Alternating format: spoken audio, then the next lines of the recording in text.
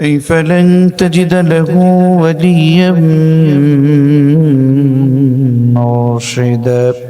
ونشهد أن لا إله إلا الله وأن محمدا عبده ورسوله الذي أرسله بالحق بشيرا ونذيرا وداعيا إلى الله بإذنه وسراجا وقمرا منيرا. أما بعد فقد قال الله تعالى في كلامه المجيد وفي برهانه التوحيد। মহান রবের কাছে শয়তান থেকে পানাহ চেয়ে আমরা সকলেই পড়ব। কেউ চুপ থাকবো না, ইমানি আওয়াজ নিয়ে জবান খুলে আমার সাথে সকলেই পড়ুন। আউযু বিল্লাহি মিনাশ শাইতানির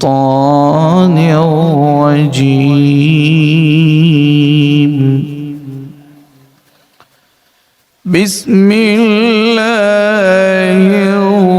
রাহমানির রাহিম।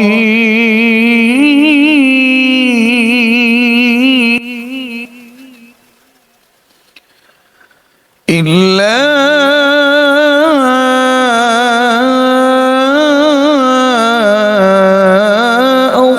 আসহাবাল ইয়ামিন।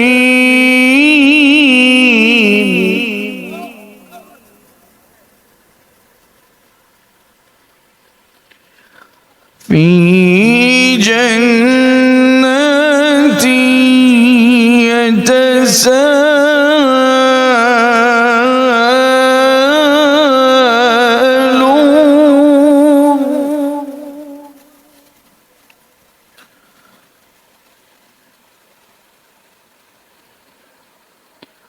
আনিল মুজরিমিন।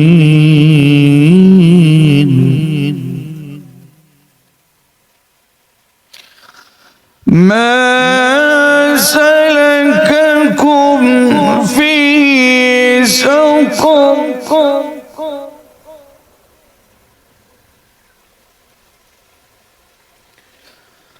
قالوا لم نك من المصلين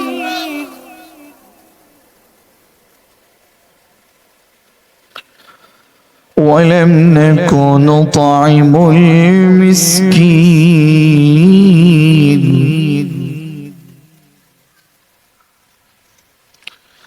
وكنا نخوض مع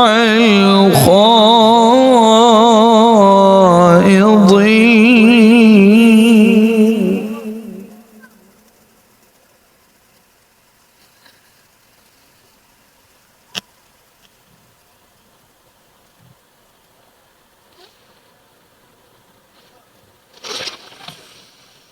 قالوا لم نك من المصلين ولم نك نطعم المسكين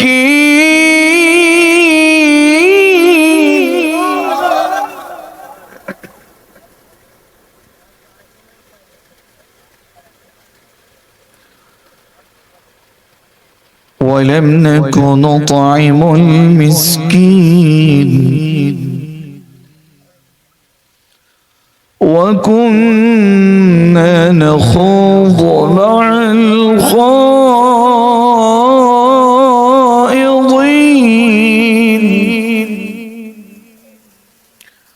وكنا نكذب بيوم الدين الله أكبر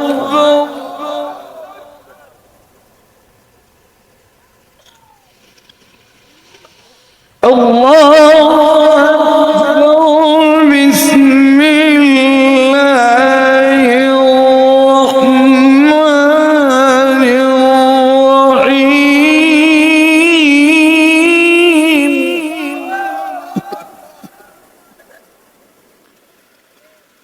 ইন্নাল্লাহা ওয়া মালাইকাতাহু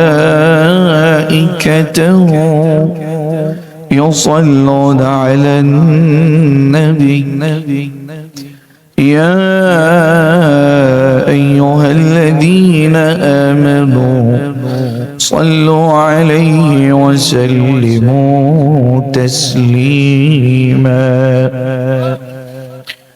আমরা সকলেই রাসূলের প্রেমে মাতোয়ারা হয়ে জবান খুলে সকলেই দুরূদ ইব্রাহিম পাঠ করব। আমরা কেউ চুপ থাকবো না। যারা রাসূলের উম্মাহ, যারা ঈমানদার, যাদের মুখে আল্লাহ শক্তি দিয়েছেন, সবাই মিলে আসুন আমরা রাসূলের প্রেমে মাতোয়ারা হয়ে দুরূদ ইব্রাহিম পাঠ করছি। আমার সঙ্গে পড়ুন, আল্লাহুম্মা সাল্লি আলা মুহাম্মাদ وعلى آل محمد كما صليت على إبراهيم وعلى آل إبراهيم إنك حميد مجيد اللهم بارك على محمد وعلى آل محمد كما باركت على إبراهيم وعلى آل إبراهيم إنك حميد مجيد رب زدني علما رب زدني علما رب اشرح لي صدري ويسر لي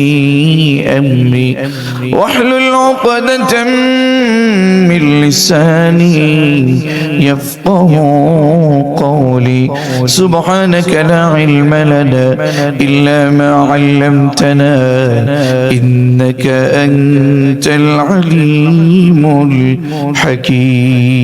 الحكيم الحمد لله رب العالمين ربنا ظلمنا أنفسنا وإن لم تغفر لنا وترحمنا لنكونن من الخاسرين ربنا فاغفر لنا ذنوبنا وكفر عنا سيئاتنا وتوفنا مع الأبرار করুণাময় অসীম মেহেরবান নিশ্চয় আপনি আপনার কুদরতের নজর দিয়ে দেখছেন মালিক শয়তানের কোন দলের লোক না, কোরআনের কর্মীরা কোরআনের বাগানে জান্নাতের বাগানে এসে বসেছেন। ও করুণাময় মা বোনেরাও এসেছেন, কোরআনের কর্মীরাও এখানে এসেছেন। মালিক দেখছেন মেহেরপুরের পিরোজপুরে আপনার কোরআনের খাদেমেরা, কর্মীরা, শ্রোতারা এখানে এসে একমাত্র আপনাকে খুশি করবার জন্য বসেছেন। দয়া করে আমাদের আজকের তরুণ যুবক যারা সিঙ্গাপুর প্রবাসীদের উদ্যোগে এই চমৎকার আয়োজন করেছেন, করুণা করে আমাদের সেই আরিফ, আমাদের সেই মজনু, আমাদের সেই মেম্বার ভাইকে সহ আমাদের এখানকার মুহতারাম সভাপতি, আমাদের ইমাম মহোদয় সহ উলামায়ে কেরাম সহ সকলকে কবুল ও মঞ্জুর করে নেন ইয়া রাব্বাল আলামিন। মা বোনেরা বড় কষ্ট করে এখানে এসেছেন, শুনেছি অনেক কষ্ট করে অনেক মা বোনেরা এসেছেন। মালিক দয়া করে পুরুষ, নারী, সাংবাদিক, প্রশাসন, স্বেচ্ছাসেবক যারা এখানে আছেন আমাদের সকলকে সুন্দরভাবে শেষ পর্যন্ত এই প্রোগ্রামকে বাস্তবায়ন করবার তৌফিক এনায়েত করে দেন। মালিক ভুল ত্রুটি মার্জনা করি এই প্রোগ্রামকে আখিরাতের জগতে আমাদের সকলকে নাজাতের ওসিলা হিসেবে কবুল ও মঞ্জুর করে নেন। যত উলামায়ে কেরাম কথা বলেছেন, উলামায়ে কেরাম যারা এসেছেন সকলকে কোরআনের খাদিম হিসেবে কবুল ও মঞ্জুর করে নেন।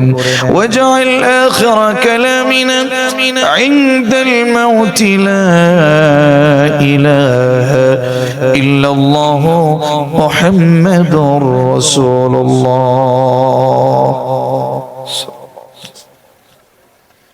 প্রাণপ্রিয় মেহেরপুরবাসী, আপনারা সকলেই কেমন আছেন?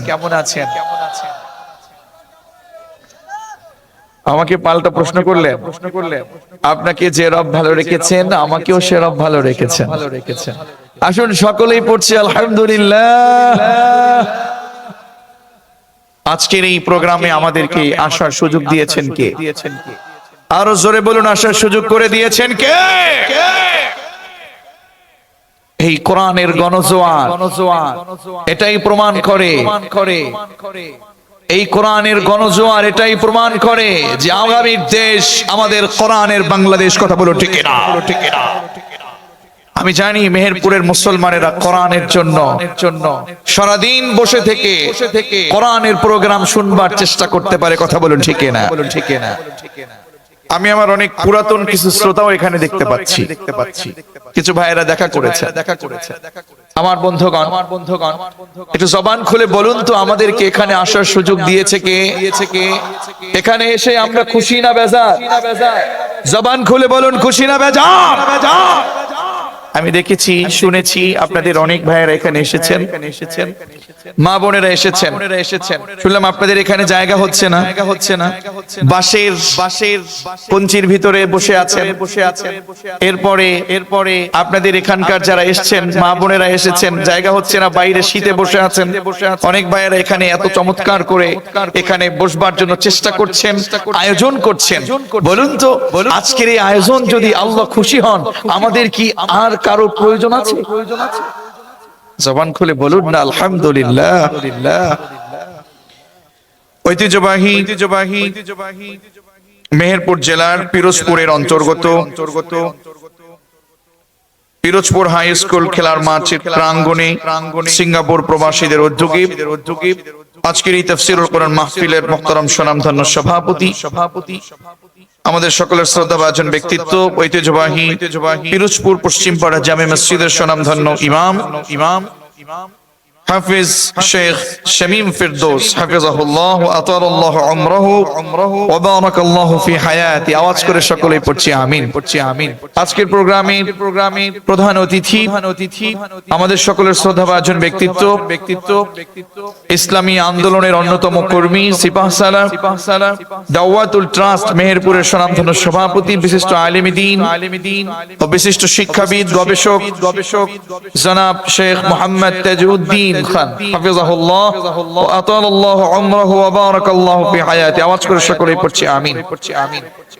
আমাদের মাঝে বিশেষ অতিথির আসন যিনি অলংকৃত করেছেন, আমাদের সকলের শ্রদ্ধাভাজন ব্যক্তিত্ব, মাটি ও মানুষের নেতা, আমাদের প্রিয় মানুষ, পিরোজপুরের স্বনামধন্য সাবেক ইউনিয়ন পরিষদের স্বনামধন্য চেয়ারম্যান, বিশিষ্ট সমাজসেবক শ্রদ্ধেয় বড় ভাই জনাব মোহাম্মদ শামসুল আলম।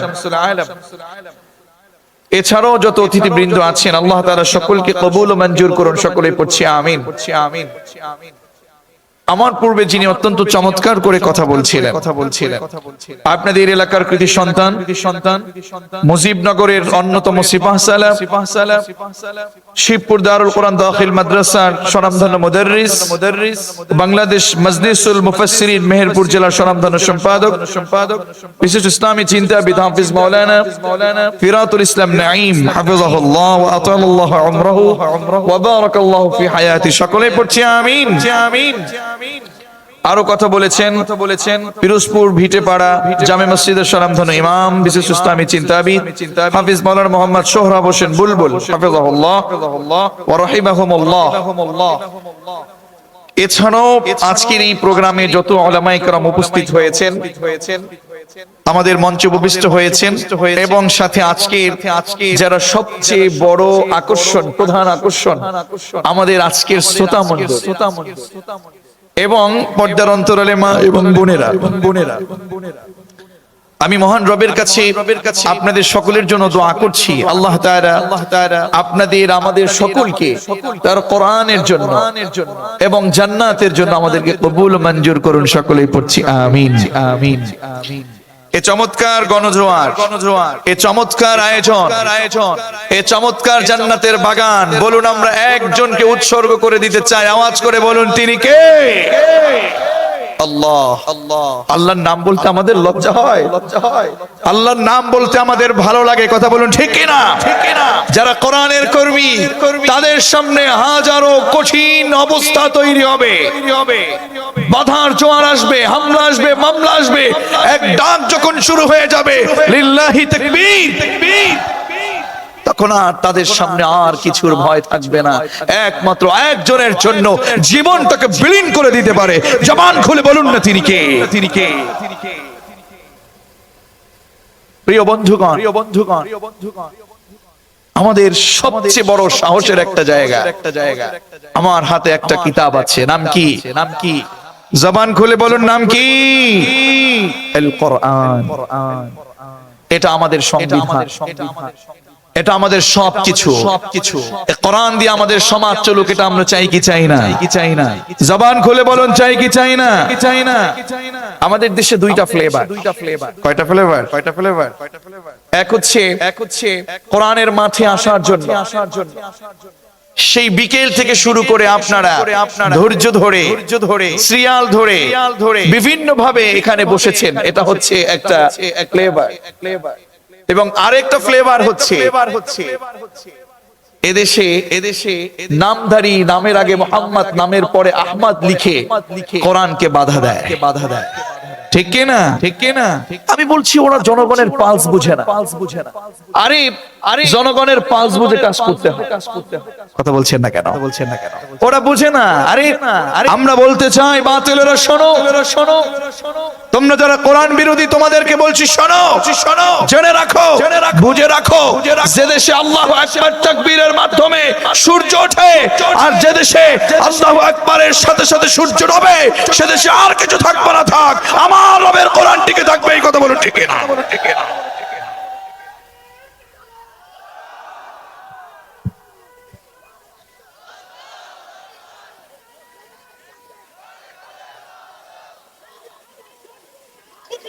আমার বন্ধুগণ, যে দেশে আল্লাহু আকবারের ধ্বনির মাধ্যমে সূর্য ডোবে, সূর্য ওঠে, সে দেশে আর কিছু থাকবে না, থাক আমার রবের ইসলাম টিকে থাকবে। এই কথা বলো ঠিক না? আমাদের দেশ আল্লাহর জমিনের এই বুকে, এই বাংলাদেশের ভূখণ্ডে আমরা কোরআন দিয়ে দেশ পরিচালনা করতে চাই। আমাদের সংসদে কোরআন আনতে চাই। আমরা কোরআনের কর্মী হয়ে আল্লাহর কাছে জান্নাতের বাগানে কথাই স্বীকৃতি দিতে চাই। আমরা কোরআনের কর্মী, আগামীর দেশ কোরআনের দেশ, আগামীর দেশ ইসলামের দেশ। কথা বলুন ঠিক কি না? আমাদের বন্ধুগণ, কোরআনের কর্মীরা, আমি আজকে আপনাদের মাঝে কোরআন থেকে কিছু কথা বলবার উদ্দেশ্যে এখানে বসেছি এবং দোয়ার উদ্দেশ্যে বসেছি। কিছু দোয়া নেবার জন্য এসেছি। শেষ পর্যন্ত আমরা আজকের কোরআনের এই প্রোগ্রাম উপভোগ করে যাব, এমন চিন্তা করে এখানে বসা যাবে তো? ইনশাআল্লাহ বলেন, আল্লাহ কবুল করুন। সকলেই পড়ছি আমিন। এই কোরআন দিয়ে যারা কথা বলেন, এই কোরআন দিয়ে কথা বললে সে কথার ভিতরে কোনো ঝামেলা হবার কোনো সুযোগ নেই। কোরআন দিয়ে বিচার করলে সে বিচারে কোনো ঝামেলা থাকার সুযোগ। বিশ্বনবী আল্লাহর নবী, বিশ্বনবী জনাবে মুহাম্মদুর রাসূলুল্লাহ সাল্লাল্লাহু আলাইহি ওয়াসাল্লাম বলেছেন, ও আমার উম্মতেরা শোনো, মান ক্বালা বিহি সাদাকা, যে বাজারা এই কোরআন দিয়ে কথা বলবে, সেই কথার ভিতরে কোনো মিথ্যে কোনো তথ্য থাকার সুযোগ নেই। সেই কথাগুলো সত্য কথা আমি নবী মুহাম্মদ বললাম সাল্লাল্লাহু আলাইহি ওয়াসাল্লাম। শুধু তাই না, ওয়ামান হাকামা বিহি আদিলা, যে বাজারা এই কোরআন দিয়ে বিচার করবে, সেই বিচারের ভিতরে কোনো ঝামেলা হতে পারে না। সেই বিচারের ভিতরে থাকবে ইনসাফ, সে বিচারের ভিতরে থাকবে ন্যায় ইনসাফ, সে বিচারের ভিতরে কোনো ত্রুটি থাকবে না। সমাজটা যখন কোরআন দিয়ে বিচার করা হবে, সমাজটা যখন কোরআন দিয়ে পরিচালনা করা হবে, সেই সমাজে শান্তি প্রতিষ্ঠিত করে দিবেন কে? এজন্য রাসূলকে চমৎকার করে আল্লাহ তাআলা ইরশাদ করে বলছেন, কিতাবুন আনজালনাহু ইলাইকা লিতুখরিজান নাস মিনাল যুলুমাতি ইলান নূর। রাসূল আপনাকে কোরআনটা কেন দিয়েছি জানেন? এই সমাজের ভিতরে সুদখোর আছে, ঘুষখোর আছে, মিথ্যাবাদী আছে, গীবাতকারী আছে, বেহায়াপনা করে আছে, বেলজ্জাপনা করে আছে, বেপরদায় থাকে আছে, মূর্তি পূজা করে আছে। সমাজের ভিতরে যারা বামপন্থী হয়ে কাজ করছে, অন্ধকারাচ্ছন্ন জীবন যাপনে পড়ে আছে, রাসূল আনজালনাহু ইলাইকা লিতুখরিজান নাস মিনাল যুলুমাতি ইলান নূর, সে সকল মানুষকে কোরআনের পথে, আলোর পথে নিয়ে আসবার জন্য আমি আপনাকে কোরআন নাজিল করেছি। সুবহানাল্লাহ পড়ে। দুঃখের বিষয় হলো পরিতাপের বিষয় হলো কিছু বোকা যারা বোঝে না বিবেকহীন লোক এই কোরআনের আলোকে নিভিয়ে দিতে চায়। কথা বলেন না কেন? এবং তাদের সাথে আমাদের মুসলমানের নাম দিয়ে দাড়ি রেখে টুপি পরে জুব্বা পরে পাগড়ি পরে কিংবা বিভিন্ন বেশভূষা ধরে আব্দুল্লাহ বিন উমাইয়ের দলের লোক হয়ে তাদের সাথে থেকে কোরআনটাকে ধ্বংস করতে চায়। আছে না নাই? ওরা যত চেষ্টা করুক বলুন তো এই পৃথিবী থেকে কি কোরআন মিটিয়ে দেয়া যাবে? জবান খুলে বলুন মিটিয়ে দেয়া যাবে? কত চমৎকার করে মালিক বলছেন ইন্না নাহনু নাযালনা যিকরা ওয়া ইন্না লাহু লাহাফিজুন। আল্লাহু আকবার। কোরআন নাজিল করেছে কে? আর জোরে কোরআন নাজিল করেছে কে? আমাদের তো ভয় থাকার কোনো কথা না। আমরা শুধু খাদেম হয়ে খিদমত করে যাব, আমরা শুধু কামলা হয়ে কাজ করে যাব। কোরআন যিনি নাজিল করেছেন উনি নিজেই দায়িত্ব নিয়ে কোরআনের হেফাজত করবে। ঠিক কি না? আমার বন্ধুগণ, ওরা যত চেষ্টা করুক আল্লাহ তাআলা চ্যালেঞ্জ ছুড়ে দিয়েছেন। বাংলাদেশের মুসলমানেরা আল্লাহর পক্ষে কাজ করে সবাইকে কথা জানান দিচ্ছেন আল্লাহর পক্ষ থেকে। ও বাতিলেরা শোনো, যত চেষ্টা করো আল্লাহ নিজে বললেন ইউরিদুনা লিইউতফিউ নূরাল্লাহি বিআফওয়াহিহিম ওয়াল্লাহু মুতিম্মু নূরিহি ওয়ালাউ কারিহাল কাফিরুন। জোরে বলেন আল্লাহু আকবার। আল্লাহ তাআলা বলছেন তারা চায় ইউরিদুনা লিইউতফিউ নূরাল্লাহ। আল্লাহু আকবার। ওরা ওদের মুখের ফুৎকার দিয়ে নূর, এই নূর, এটার ভিতরে অনেক অর্থ। ইসলামকে নূর বলেছেন কে? আরো জোরে দিনকে নূর বলেছেন কে? কোরআনকে নূর বলেছেন কে? লিউতফিউ নূরাল্লাহ, আল্লাহর আলো এই কোরআনকে, ইসলামকে, দিনকে ওদের মুখের ফুৎকার দিয়ে নিঃশ্বাস একেবারে শেষ করে দিতে চায়, নিঃশেষ করে দিতে চায়। ও বাতিলেরা তোমরা শুনে রাখো, আল্লাহ তাআলা নিজে বলছেন আল্লাহু মুতিম্মু নূরিহি। এটা চমৎকার একটা চ্যালেঞ্জ। মালিক চ্যালেঞ্জ ছুড়ে দিয়েছে, ওদের মুখের ফুৎকার দিয়ে শেষ করতে চায়। আমি আল্লাহ চ্যালেঞ্জ ছুড়ে দিলাম, এই কোরআনের আলো জ্বালানোর সুইচ আমি আল্লাহর হাতে, ওরা নিভিয়ে দিতে চাইবে আর আমি আল্লাহটা জ্বালিয়ে রাখবো। এটাই ওদের সাথে চ্যালেঞ্জ। কথা বলুন ঠিক না? আমরা কাজ করে যাব। এসে শুনলাম নির্যাতনের কথা, এসে শুনলাম নির্যাতনের কথা, জুলুমের কথা, প্রকাশ্যে ক্ষমতার বাহাদুরি দেখিয়ে শত শত কর্মীকে আটকে রাখা হয়েছে, শত শত কর্মীর উপরে জুলুম করা হয়েছে, মেরে ফেলা হয়েছে। আমরা বলবো তোমরা কত লাশ চাও, তোমরা কত হামলা চাও, কত মামলা চাও, কত কর্মীর জেল চাও, সব কিছুকে আমরা ভোগ করে নিয়ে আল্লাহর জমিনে কাজ করে যাব। মরলে আমরা শহীদ হব, বাঁচলে গাজী হয়ে যাব। আমরা খালিদ বিন ওয়ালিদের উত্তরসূরি, আবু বকরের উত্তরসূরি। তোমরা যত বাধা দিবে দাও, আবু বকর, ওমর, আলী, ওসমানের উত্তরসূরি হয়ে কাজ করে আল্লাহর জমিনে দ্বীন বাস্তবায়ন করব। কারা কারা রাজি আছো? তো হাত তুলে মেহেরপুরের মুসলমানেরা আল্লাহকে দেখায় দাও। ইসলামের শত্রুরা হুঁশিয়ার, সাবধান। আল কোরআনের আলো সংসদে জালো। আমার বন্ধুগণ, আমার বন্ধুগণ, এজন্য জবান খুলে বলুন তো, আমাদের কোনো ভয় আছে? আমাদের কোনো দুশ্চিন্তা আছে? আমাদের কোনো সংশয় আছে? আল্লাহর জমিনে আল্লাহর গোলামেরা কথা বলবে, আল্লাহর জমিনে আল্লাহর কোরআনেরা কাজ করবে। যাও তোমরা যা করতে পারো করো। খালিদ বিন ওয়ালিদের উত্তরসূরি হয়ে কাজ করে যাব ইনশাআল্লাহ। মরলেও জান্নাত, বাঁচলেও জান্নাত। কথা বলো ঠিক কিনা? খবরদার, মুনাফিকি করবা না। মুনাফিকি করবা মানে দুনিয়া থেকে আব্দুল্লাহ বিন উবাইয়ের দলে চলে যাবা। ঠিক কি না? আল্লাহ আমাদের সকলকে হেফাজত করুন। কোরআনের একটা ক্লাস থেকে আজকে আমরা কথা শুনবো ইনশাআল্লাহ। পড়ে আমরা মুসলিম, আমরা কি বলেন না আমরা কি? আমাদের নাম রেখেছেন, আমরা যে মুসলিম, আমরা যে মুসলমান, আমাদের নাম রেখেছেন আমাদের জাতির পিতা। কথা বলেন না কেন? জাতির পিতাকে জবান খুলে ইমানি আওয়াজ দিয়ে বলো, বহুদিন কথা বলতে পারো নাই। আমাদের জাতির পিতাকে ইব্রাহিম আলাইহিস সালাতু ওয়াস সালাম। দলিল দিয়েছেন কে? আর ঈমানদারেরা জবান খুলে বলো, দলিল দিয়েছে কে? মিল্লাতা আবিকুম ইব্রাহিম হুয়া সাম্মাকুমুল মুসলিমিন। জোরে বলুন আল্লাহু আকবার। আমার বন্ধুগণ, গতকালকে আমার প্রোগ্রাম ছিল রংপুরের গাইবান্ধাতে।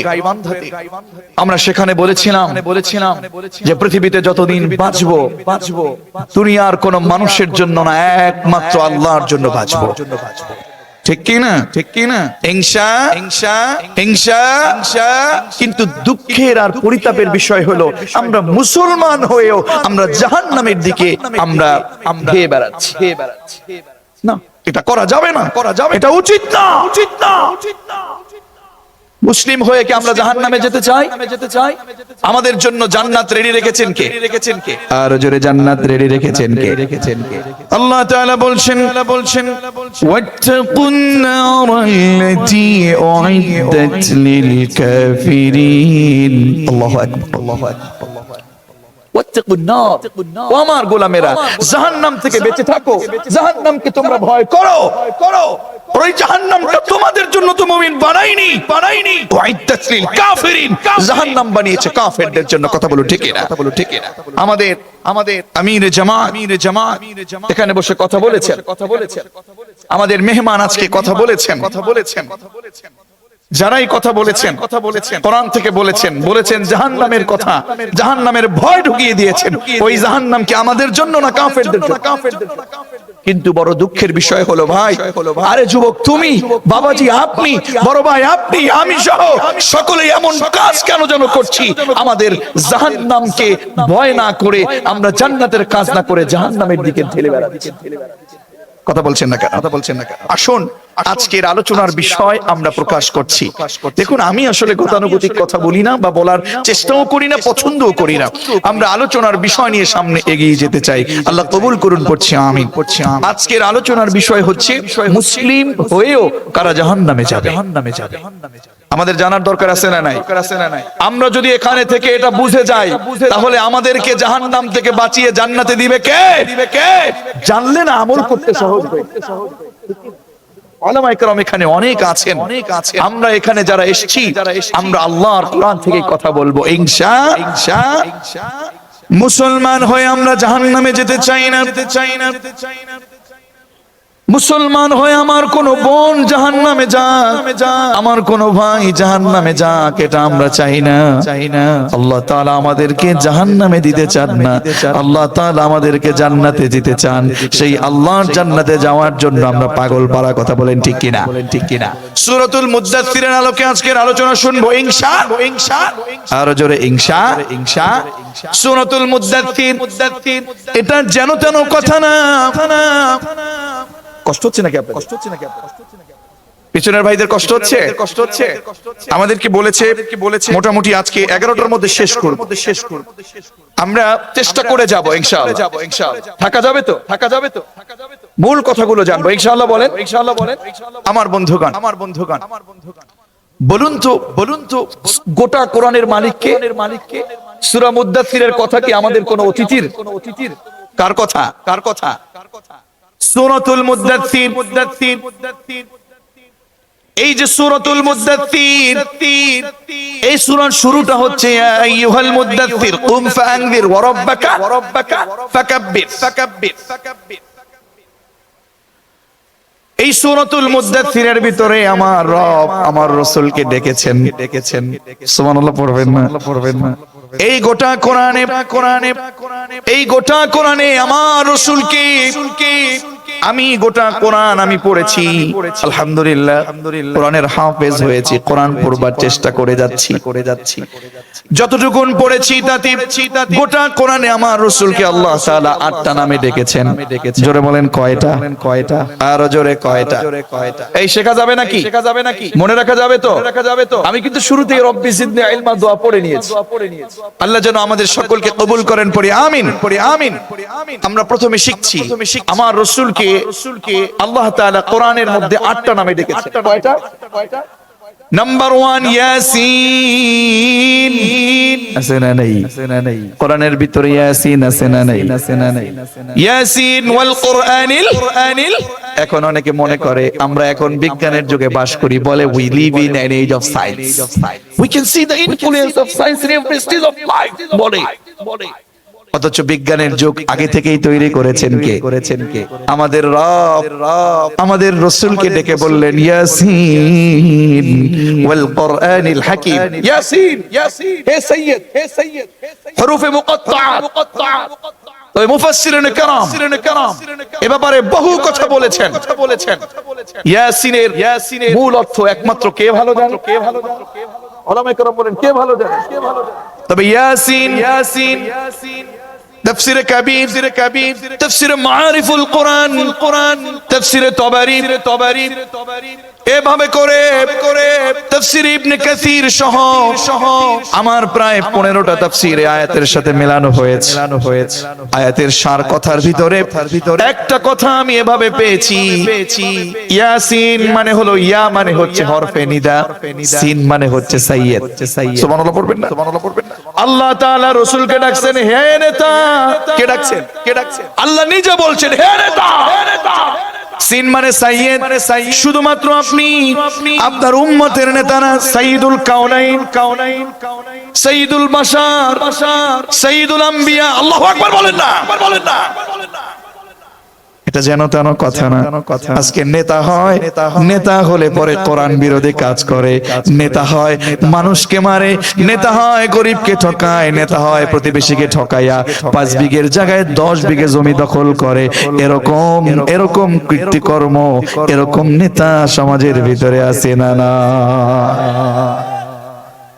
ইন্নাকা লামিনাল মুরসালিন আলা সিরাতিম মুস্তাকিম। নেতা এমনি মুখে বললে হবে না। আল্লাহর দেয়া সিরাতুল মুস্তাকিমের পথে ইস্তিকামত থেকে আল্লাহর পক্ষে, আল্লাহর কোরআনের কর্মী হয়ে আল্লাহর জমিনে দ্বীন বাস্তবায়নের চেষ্টা রাখতে হবে। কথা বলুন ঠিক না? নেতা ওরকম সাতার নেতা আবু জাহেলও ছিল। কথা বলেন না কেন? আসুন সামনে আগাই। অনেক কথা গভীর রজনী আমরা করতে চাই না, ফজরের সালাতকে গুরুত্ব দিতে চাই। রাসূলকে কয়টা নামে ডেকেছেন? সবাই কথা বলেন কয়টা? এই আপনারা বাড়ির কাছ থেকে এসেছেন, সর্বোচ্চ 10 কিলোমিটার 20 কিলোমিটার, এর বেশি না। আধা কিলো 1 কিলো 5 কিলো, এর বেশি তো না। কেউ হয়তো 20 কিলো দূর থেকে আসছেন। এবার আমাদের অতিথিবৃন্দ অনেকেই অনেক দূর থেকে এসেছেন। বলুন তো আজকের আশাটা যদি আল্লাহর জন্য হয় আর আল্লাহ যদি কবুল করে, আমাদের কোনো দুঃখ আছে? আমি কিন্তু রংপুর থেকে এসেছি, ওটা আরেক প্রান্ত, আপনাদের মেহেরপুর বাংলাদেশের আরেক প্রান্ত। আমি এসে যদি কথা বলতে পারি, আপনি বলতে পারবেন না? ইনশাআল্লাহ বলেন। 8 নামের এক নাম হলো ইয়াসিন, 2 নাম্বার হলো তাহা। কার কথা? আরো জোরে কার কথা? তাহা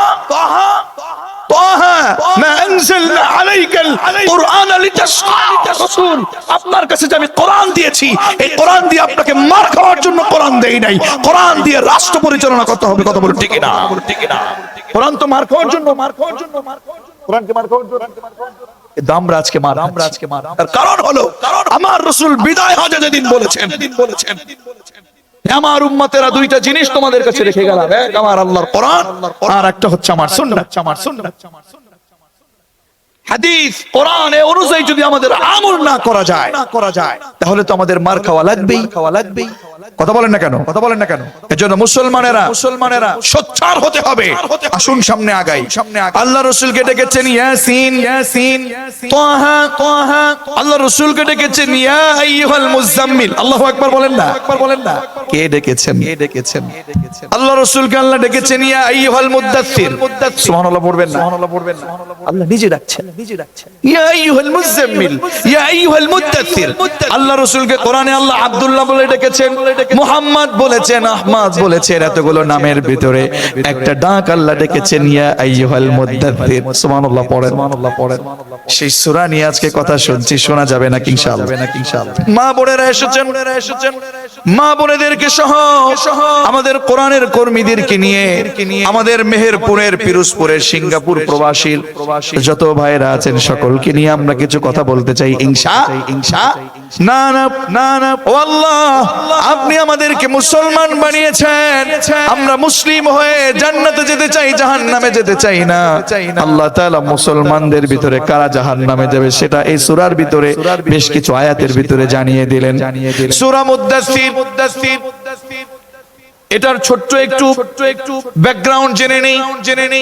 আল্লাহর রাসূলের উপরে কোরআন যখন নাজিল হয়ে গেল, সূরাতুল আলাকের 5টা আয়াত নাজিল হয়ে গেল। জিবরাইল এসে বললেন, রাসূল আপনি পড়েন, ইকরা। রাসূল আপনি পড়েন। কার অর্ডারে বলেছেন? আরো জোরে। আল্লাহ রাসূলকে পড়তে বললেন, ইকরা বিসমি রাব্বিকাল্লাযী খালাক, read in the name of Allah who has created. পড়েন রাসূল, আল্লাহর নামে পড়েন, যিনি আপনাকে সৃষ্টি করেছেন। সুবহানাল্লাহ পড়েন না? ও রাসূল, ও রাসূল আপনি পড়েন। পড়া শুরু করে দিলেন, 5 আয়াত পড়লেন। একটু নার্ভাস ফিল করলেন, বাড়িতে চলে গেলেন। আম্মা জান খাদিজাকে ডেকে বললেন, ইয়া খাদিজা জাম্মিলুনি, আমাকে চাদর দিয়ে ঢেকে দাও। সুবহানাল্লাহ কইতেন না? আমাকে ঢেকে দাও, আমার কাছে যেন কেমন লাগছে, একটু বিচলিত বোধ করছেন। এরকম অবস্থা তো আগে কখনো হয় নাই, ঠিক কি না? প্রথম কোরআনের ওহী, আল্লাহ রাসূল একটু বিচলিত হয়ে যাবার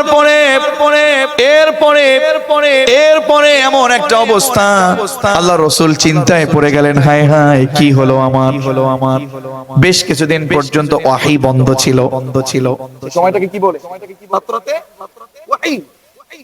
ফাতরাতে ওহী বলেন। একজনকে এখানে পাঠায় দেন। জি, শেখ আমার বন্ধুগণ, ফাতরাতে ওহী বন্ধ ছিল। ওহী বন্ধ হয়ে যাবার পরে রাসূল একটু টেনশনে পড়ে গেলেন, কি হলো আমার আল্লাহ কি আমার উপর রেগে গেল নাকি? আল্লাহ তাআলা সব কিছু পর্যবেক্ষণ করছেন, ঠিক কি না? আল্লাহ রাসূলের এরকম চিন্তা শুনে আল্লাহ তাআলা বেশ কিছুদিন পরে রূহুল আমিন হযরত জিবরাইলকে আবার পাঠালেন। সুবহানাল্লাহ পড়ে। হঠাৎ করে যখন বাড়ির পাশে না, বাড়ির সামনে যখন ঘর থেকে বের হলেন, একটা আওয়াজ শুনতে পেলেন। আওয়াজটা রাসূলের কাছে একটু কমন আওয়াজ হয়ে গেল। সুবহানাল্লাহ পড়ে। একটু কমন যে আওয়াজ, এটা সেই আওয়াজ প্রথম কোরআন নাজিল হবার সময় যে আওয়াজ। সুবহানাল্লাহ পড়ে। ডান দিকে তাকালেন, কাউকে দেখে না। বামে তাকালেন, সামনে তাকালেন, পেছনে তাকালেন, কাউকে দেখে। আল্লাহ রাসূল কি উপরের দিকে তাকাতে দেখা হলো। আল্লাহ রাসূল যখন উপরে তাকালেন, দেখতে পেলেন উপরে সেই আসমান এবং নিচের যে জমিন, এর মধ্যবর্তী জায়গাতে একটা বড় সিংহাসনে সেই লোকটা বসা, যেই লোকটা কোরআনের প্রথম আয়াতগুলো নিয়ে এসেছিল। আল্লাহু আকবার। এই অবস্থা শুনে দেখে অবলোকন করি আবার ঘরের ভিতরে আল্লাহর রাসূল চলে গেলেন। আবার বললেন, আমাকে ঢেকে দাও। সে আগের মতো তাকে ঢেকে দেয়া হলো।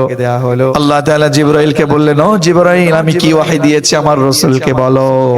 আল্লাহ তাআলা বললেন, ইয়া আইয়ুহাল মুদ্দাথির কুম ফাআনদির ওয়া রাব্বাকা ফাকাব্বির ওয়া থিয়াবাকা ফাতাহহির। জোরে বলুন আল্লাহু আকবার, আল্লাহু আকবার। ইয়া আইয়ুহাল মুদ্দাসসির, হে কম্বলওয়ালা, আপনি দাঁড়ান। আল্লাহু আকবার বলেন, আল্লাহু আকবার বলেন। জবান খুলে সবে আওয়াজ করে বলেন আল্লাহু আকবার। আমার চোখে আপনাদের এই শেষ পর্যন্ত যে লোকেদের দেখা যাচ্ছে না, সবাইকে মিলেই কিন্তু আজকে তাফসীরুল কোরআন মাহফিল। কথা বলুন ঠিক কি না? আমার বন্ধুগণ, আল্লাহ তাআলা রাসূলকে ডাকলেন, ইয়া আইয়ুহাল মুদ্দাসসির, হে কম্বলওয়ালা, কুম, আপনি দাঁড়ান। ওয়া আনজির, দাঁড়িয়ে কি করবেন? আপনি হাঁটাহাঁটি করবেন না। ফাআনজির, আর ঘুমিয়ে থাকার সময় নেই, আর শুয়ে থাকার সময় নেই। আপনি দাঁড়ান, আপনি দাঁড়িয়ে লোকেদের ভিতরে যারা অন্যায় করছে, অপরাধ করছে, চুরি করছে, ডাকাতি করছে, কোরআন বিরোধী কাজ করছে, মূর্তি পূজা করছে, সকলকে সতর্ক করে দেন। ওয়া আনজির আশীরাতাকাল আকরাবিন, আপনি লোকেদেরকে সতর্ক করে দেন। আর ওয়ারাব্বাকা ফাকাব্বির, আল্লাহর জন্য আপনি তার বরত্ব ঘোষণা করেন। আল্লাহু আকবার, আল্লাহু আকবার। আল্লাহর বরত্ব ঘোষণা করেন। আর শুয়ে থাকার সময় নেই, আর শুয়ে থাকবেন না। মানুষকে এখন ইসলামের পথে ডাকেন, কোরআনের পথে ডাকেন, সত্যের পথে ডাকেন। বলুন তো, এই আয়াতে কারিমাগুলো এখনো কোরআনে আছে না নাই? ইমানদারেরা জবান খুলে বলেন আছে না নাই? কিন্তু রাসূল তো এখন নাই, তাই বলে কি আয়াতগুলো কাটা যাবে? তাহলে শিক্ষা আছে না নাই? তার মানে এই আয়াতের মুখাতেব আজকে এখন আপনি নিজেই। এই আয়াতের মুখাতেব আজকে ফিতরতুল ইসলাম নাঈম। এই আয়াতের মুখাতেব আপনি আব্দুল্লাহ। এই আয়াতের মুখাতেব এখন আপনি নিজে। সিঙ্গাপুর প্রবাসীর উদ্যোগে যে সকল তরুণরা আজকে এই আয়াতের মুখাতেব তারা, তার মানে বোঝাতে চাইলেন উলামায়ে কেরাম ও পিরোজপুরের মুসলমান, মেহেরপুরের মুসলমান, আর ঘুমিয়ে থেকো না, আর বসে থেকো না। সুযোগ এসেছে আল্লাহর উপর তাওয়াক্কুল করে, আল্লাহর বরত্ব ঘোষণা করে আল্লাহর জমিনে নেমে যাও। আল কোরআনের বিজয় লাগবে, আল কোরআনের আইন বাস্তবায়ন লাগবে। সত্যের পক্ষে কাজ করতে হবে, অসত্যের লোকেদেরকে সতর্ক করে দাও। তোমাদের হামলা আসবে, তোমাদের বিরুদ্ধে মামলা আসবে। আল্লাহু ইয়াসিমুকা মিনান নাস, আমি আল্লাহ তাআলা মানুষের সব চক্রান্ত, সব ষড়যন্ত্র থেকে তোমাদেরকে বাঁচাবো। সুতরাং আমাদেরকে আল্লাহর জন্য কাজ করতে হবে, কোরআনের জন্য কাজ করতে হবে। ভয় করা যাবে না, আল্লাহর জন্য কাজ করতে হবে। এই ইচ্ছা আমাদের কার কার আছে? কোরআনের জন্য কাজ করব, তো হাত তুলে আল্লাহকে দেখায় দাও।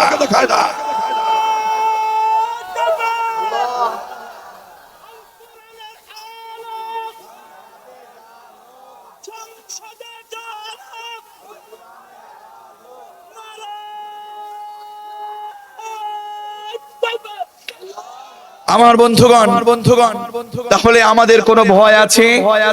কোনো চিন্তা আছে? আমাদের বরত্ব ঘোষণা করতে হবে কার? জবান খুলে বলুন, বরত্ব ঘোষণা করতে হবে কার?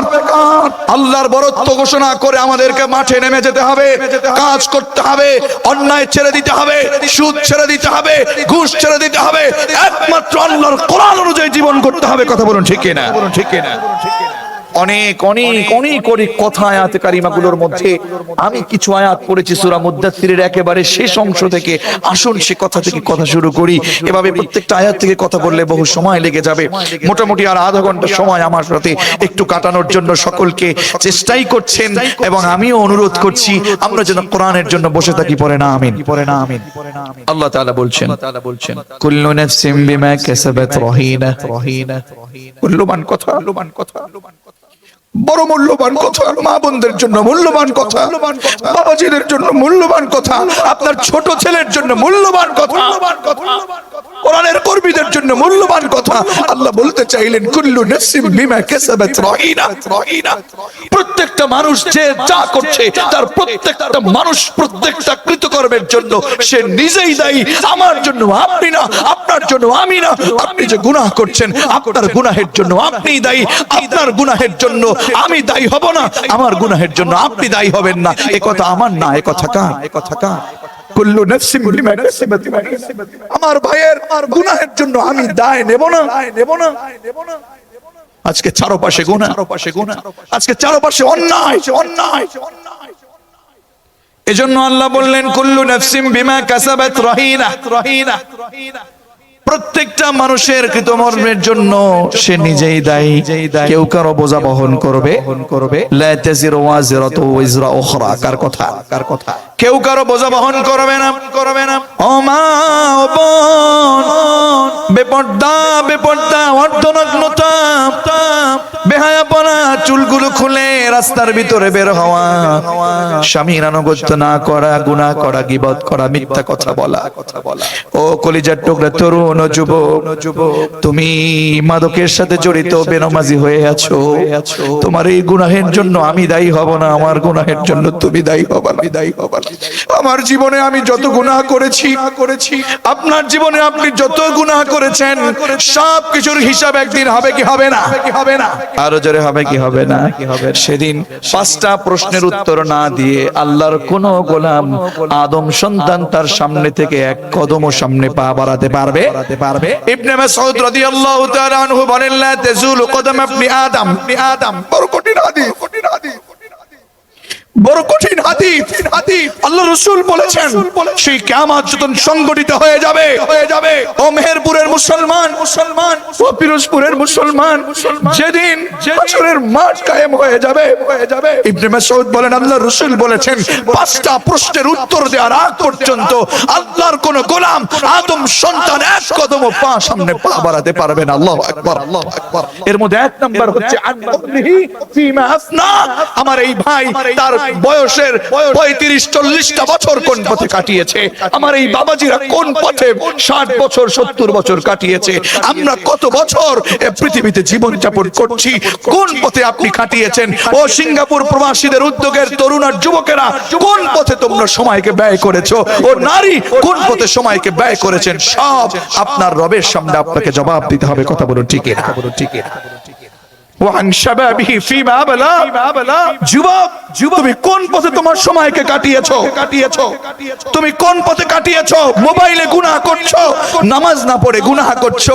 হে নারী তরুণী, তুমি মোবাইলে গুনাহ করছো। হে যুবক যুবতী, তোমরা পরকিয়া করছো, হারাম কাজ করছো, অবৈধ কাজ করছো। আরে প্রবাসীদের উদ্যোগে তাফসীরুল কোরআন মাহফিল, প্রবাসে চলে যাচ্ছে আমার যুবক ভাইয়েরা, বাড়িতে বসে পরকিয়া চলছে, দূরে বসে পরকিয়া চলছে। এরকম গুনাহের কাজ যুবক যুবতীদের ভিতরে আছে না নাই?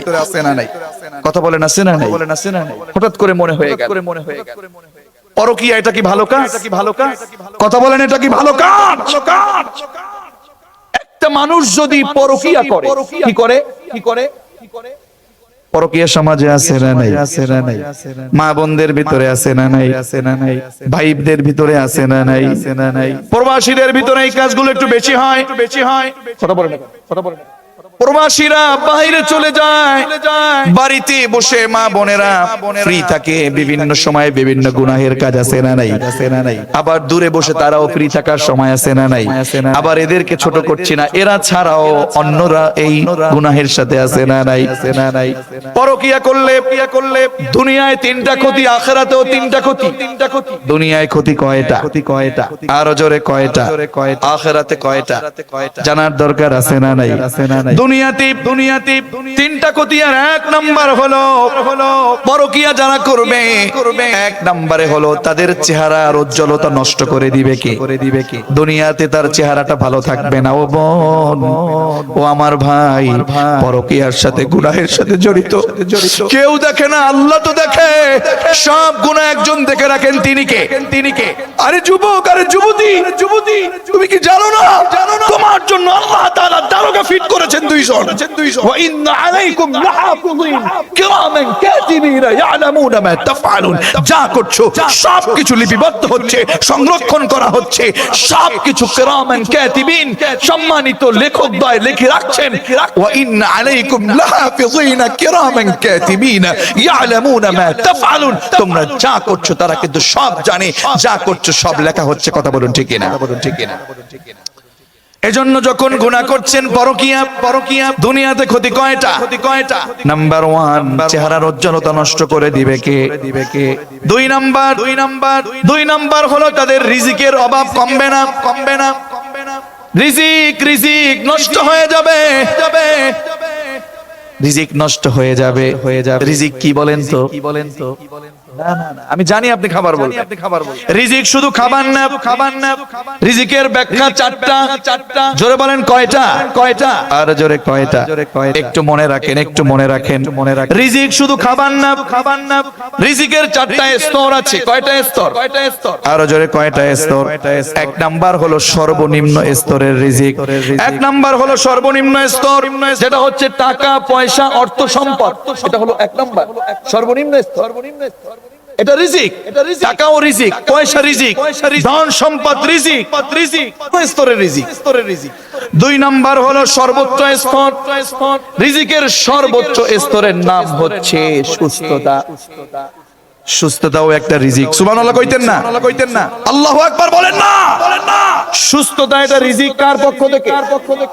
তাহলে আপনি পরকিয়া করলেন, আপনার সুস্থতা চলে গেল, তাহলে লাভটা কি? কথা বলেন না কেন? আরে রিজিকের দুই নাম্বার স্তর হচ্ছে সর্বোচ্চ স্তর। আর সর্বোচ্চ স্তরের রিজিক, আপনাকে যদি আল্লাহ সুস্থতা দেয়, আল্লাহ আপনাকে সর্বোচ্চ রিজিক দিল, আমাদের পড়তে হবে আলহামদুলিল্লাহ। তিন নাম্বার হচ্ছে সর্বোত্তম স্তর। সর্বোত্তম স্তর হচ্ছে পুণ্যবান স্ত্রী আর হলো ছেলে সন্তান। সুবহানাল্লাহ কইতেন না? পুণ্যবান স্ত্রী ও পরিশুদ্ধ নেক সন্তান, এটা হচ্ছে সর্বোত্তম স্তর। আপনি করতেছেন পরকিয়া, আপনার পুণ্যবান স্ত্রী আর পুণ্যবান স্ত্রী থাকলো না, আপনার পুণ্যবান স্ত্রীও এরকম অন্যায় করবে। কথা বলেন ঠিক কিনা? ইট মারলে পাটকেল আছে না নেই? আরো জোরে, ইট মারলে পাটকেল আছে না? এজন্য মনে রাখবেন, আপনি যদি পরকিয়া করেন, আপনার রিজিকের ঝামেলা করে দিবেন কে? আপনার পুণ্যবান স্ত্রী, আপনার নেক সন্তান অন্যায় করবে, আপনি টের পাবেন না। চার নাম্বার হলো পরিপূর্ণ স্তর। পরিপূর্ণ স্তর রিজিক হচ্ছে, রিজিকের পরিপূর্ণ স্তর হচ্ছে আল্লাহর সন্তুষ্টি লাভ করা। সুবহানাল্লাহ পড়েন। তাহলে আপনি যদি পরকিয়া করেন, গুনাহ করেন, আপনি যেই হন না কেন, রিজিকের অভাব শুরু হয়ে যাবে। তার মানে টাকা পয়সা সম্পদ সম্পত্তি আপনার কোনো কাজে আসবে। নাম্বার 2, আপনার সুস্থতা থাকবে না। নাম্বার 3, আপনার পুণ্যবান স্ত্রী থাকবে না, অপূর্ণতা থেকে যাবে। আপনার পুণ্যবান স্ত্রী না থেকে বদকার নারী হয়ে যাবে। আপনার ছেলে পরিশুদ্ধ ছেলে থাকবে না, আপনার ছেলে আপনার কথা শুনবে না। 4 নাম্বার, আল্লাহ আপনার উপরে খুশি থাকবে না, রিজিকের অভাব আপনার উপরে চাপায় দিবে কে? 3 নাম্বার ক্ষতি হলো আপনার যে প্রাইভেট শক্তি আছে, আপনি করবেন পরকিয়া, আপনার প্রাইভেট শক্তি যৌন শক্তিকে কমায় দিবে কি? আমি আর নিচে নামলাম না। আপনি করবেন পরকিয়া, দুনিয়াতে ক্ষতি কয়টা? আরো জোরে কয়টা? একটা হলো আপনার চেহারার উজ্জ্বলতা নষ্ট। নাম্বার 2, সেটা হলো রিজিকের অভাব আপনাকে বাড়ায় দিবে কে? নাম্বার 3, আপনার প্রাইভেট শক্তি কমে যাবে। সুতরাং আপনি জেনে বুঝে কেন আপনি এই অন্যায় করবেন? কথা বলেন ঠিক না? নাম্বার 3, আপনার যেটা নষ্ট হয়ে যাবে, এটার জন্য দুনিয়াতে সবাই যুবকেরা পাগল পাড়া, যুবতীরাও পাগল পাড়া। এজন্য আমি বলবো না, অন্যায়টাকে ছেড়ে দেওয়ার দরকার আছে না নাই? দুনিয়াতে ক্ষতি বললাম কয়টা? আরো জোরে কয়টা? আখিরাতে যদি আপনি পরকিয়া করেন, আখিরাতেও আপনার ক্ষতি আছে 3টা। নাম্বার 1, এক নম্বরে হচ্ছে আল্লাহ তাআলা আপনার উপরে আখিরাতে রেগে থাকবে। নাউজুবিল্লাহ পড়বেন না? আপনি যদি আপনার আল্লাহকে দেখেন রেগে আছেন, তাহলে আপনার লাভটা কি? জান্নাত পাওয়া যাবে নাকি? আপনার আল্লাহ আপনার কাছে রহমত। আপনার আল্লাহ যদি আপনার উপর রেগে থাকে, আপনি যদি আল্লাহর কাছে হাত পাতেন, আপনার কথা আল্লাহ রাখবে। এক নম্বরে আপনি পরকিয়া করলে আখিরাতের ক্ষতি, আল্লাহ আপনার উপরে রেগে থাকবে। 2 নাম্বার হচ্ছে আপনার আমল নামাটা ডান হাতে যাবে না, আপনার আমল নামা চলে যাবে বাম হাতে। লজ্জায় আপনি আপনার আমল নামা ধরতে পারবেন না। 3 নাম্বার হলো বিনা হিসাবে আপনার কোনো হিসাব হবে না, আপনার বিনা হিসাবে আপনাকে যেতে হবে জাহান্নামে। পড়েন নাউযুবিল্লাহ। তাহলে পরকিয়া করা যাবে নাকি? আরো জোরে করা যাবে নাকি? পরকিয়া সমাজের ভিতরে আছে না নাই? তাহলে পরকিয়া করলে আখিরাতে ক্ষতি কয়টা? দুনিয়ায় ক্ষতি কয়টা? এই মোট 6টা ক্ষতি আমাদের ভিতরে আনা যাবে না। মুসলমানরা কখনো এই সকল অন্যায় করতে পারে না। কথা বলুন ঠিক কিনা? আমার বন্ধুগণ, বলছিলাম যত গুনাহ করেন আপনি আপনার, আপনি আপনার গুনাহের জন্য আপনি দায়ী, আপনার গুনাহের জন্য আর কেউ দায়ী না, আপনার গুনাহের কেউ বোঝা কেউ বহন করবে। এজন্য আল্লাহ তাআলা বলেন কুল্লু নাফসিন বিমা কাসাবাত রাহিনা। হে সিঙ্গাপুর প্রবাসীর ছেলেরা, হে আমার পিরোজপুরের ভাইয়েরা, মেহেরপুরের ভাইয়েরা, বিশ্বাস করুন আমার কৃতকর্মের জন্য আমি দায়ী, আপনি দায়ী হবেন না। আপনার স্ত্রীর কৃতকর্মের জন্য আপনার স্ত্রী দায়ী, আপনি হবেন না। সুতরাং আপনাকে অবশ্যই এখন থেকে ভালো হয়ে যেতে হবে। কথা বলুন ঠিক না? আল্লাহ এর পরে বলেন ইল্লা আসহাবাল ইয়ামিন, তবে ডানপন্থী লোকগুলো বাদে। কারণ ডানপন্থী লোকগুলো একমাত্র একজনের গোলামি করে। জোরে বলেন তিনি কে? ডানপন্থী লোক তারা কোরআনের পক্ষে কাজ করে। ডানপন্থী লোক যারা কোরআনের কাজ করে, ডানপন্থী লোকেরা আল্লাহর ইচ্ছা মতো চলে, নিজের মন মতো চলে না। ডানপন্থী লোকগুলো আল্লাহর ইচ্ছা মতো চলবার কারণে আল্লাহ তাআলা তাদেরকে বাঁচিয়ে নেবেন। এরপরে আমাদেরকে যে বিষয়টা বুঝতে হবে যে আমাদের আল্লাহ যদি আমার উপর খুশি না থাকে, আপনার উপর খুশি না থাকে, তাহলে আমাদের অবস্থা বড়ই করুণ হয়ে যাবে। কথা বলুন ঠিক কিনা? জান্নাতে কিছু লোক চলে যাবে। একই সাথে আপনি ছিলেন, জান্নাতে চলে যাবে। জান্নাতে চলে যাবার পরে জান্নাতের ভিতরে একে অপরের সাথে আলোচনা চলছে। ফি জান্নাতি ইয়াতাসাআলুন। জোরে বলুন আল্লাহু আকবার। ফি জান্নাতি ইয়াতাসাআলুন। জান্নাতের ভিতরে ইয়াতাসাআলুন, তারা একে অপরের সাথে কথোপকথন করবে, একে অপরের সাথে পরস্পর আলোচনা করবে। আনিল মুজরিমিন, অপরাধীদেরকে নিয়ে, যারা অপরাধী তাদেরকে নিয়ে আলোচনা চলছে জান্নাতে। আর প্রশ্ন করবে মা সালাকাকুম ফি সাকার, কি রে তোরা সাকার নামক জাহান্নামে আসছিস কেন? তোরা জাহান্নামে কেন? তোরা তো আমাদের সাথেই সমাজে মুসলিম ছিলি, তোরা জাহান্নামে গেছিস কেন? উত্তরে তারা চারটা অপরাধের কথা বলবে। জোরে বলেন কয়টা? আরো জোরে কয়টা? চারটা অপরাধের কথা বলবে। চারটা অপরাধের প্রথম যে অপরাধ বলবে মা সালাকাকুম ফি সাকার, তোমরা সাকারে আসছো কেন, জাহান্নামে গেছো কেন? যখন এই প্রশ্ন করবে, এক নম্বরে বলবে কালু লাম নাকু মিনাল মুসাল্লিন, তারা এক নম্বর উত্তরে বলবে আমরা নামাজ পড়তাম। কি পড়তাম না? কথা বলেন। নামাজ না পড়লে বেজার কে? নামাজ পড়লে খুশি কে? নামাজ যারা না পড়ে তারা কোনোভাবেই জান্নাতে যেতে পারবে? বলতে পারেন হুজুর ঈমান তো আছে, জান্নাত ঠেকাইবে কে? প্রশ্ন আছে না নাই? বলেন তো, যার ভিতরে ঈমান আছে সে কি নামাজ বাদ দিতে পারে নাকি? কালিমা ঈমানের পরের কাজ হলো নামাজ। আসসালাত ওয়া মা মালাকাত আইমানুকুম, রাসূল উম্মতদেরকে মৃত্যুর নিকটবর্তী সময় বললেন ও আমার উম্মতেরা নামাজ, ও আমার উম্মতেরা নামাজ। আল্লাহু আকবার।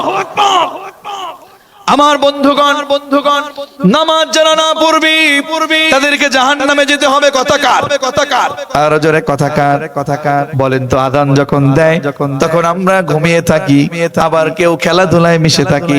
আবার যুবকেরা তোমরা আযান দেয়, আমার বড় দুঃখ লাগে। মুয়াজ্জিন আযান দেয়, আল্লাহু আকবার, আল্লাহ সবচেয়ে বড়। মুয়াজ্জিন আযান দেয়, আশহাদু আল্লা ইলাহা ইল্লাল্লাহ, আমি সাক্ষ্য দিচ্ছি আল্লাহ ব্যতীত আর কোনো ইলাহ নেই, আর কোনো আইনদাতা নেই, আর কারো গোলামি চলবে না। আল্লাহর সাক্ষ্যর পরে মুয়াজ্জিন বলে আশহাদু আন্না মুহাম্মাদুর রাসূলুল্লাহ, আমি সাক্ষ্য দিচ্ছি মুহাম্মদ সাল্লাল্লাহু আলাইহি ওয়াসাল্লাম আল্লাহর রাসূল, আল্লাহর বান্দা ও রাসূল। দেখুন, এই কথা সাক্ষ্য দেবার পরে যেই মুমিন ঘরে ঘুমায় থাকে, যেই মুমিন ক্ষেতের ভিতরে কাজ করে, নামাজে আসে না, সেই মুমিন কখনো বলতে পারে না যে আমি আল্লাহর গোলাম। কথা বলুন ঠিক না?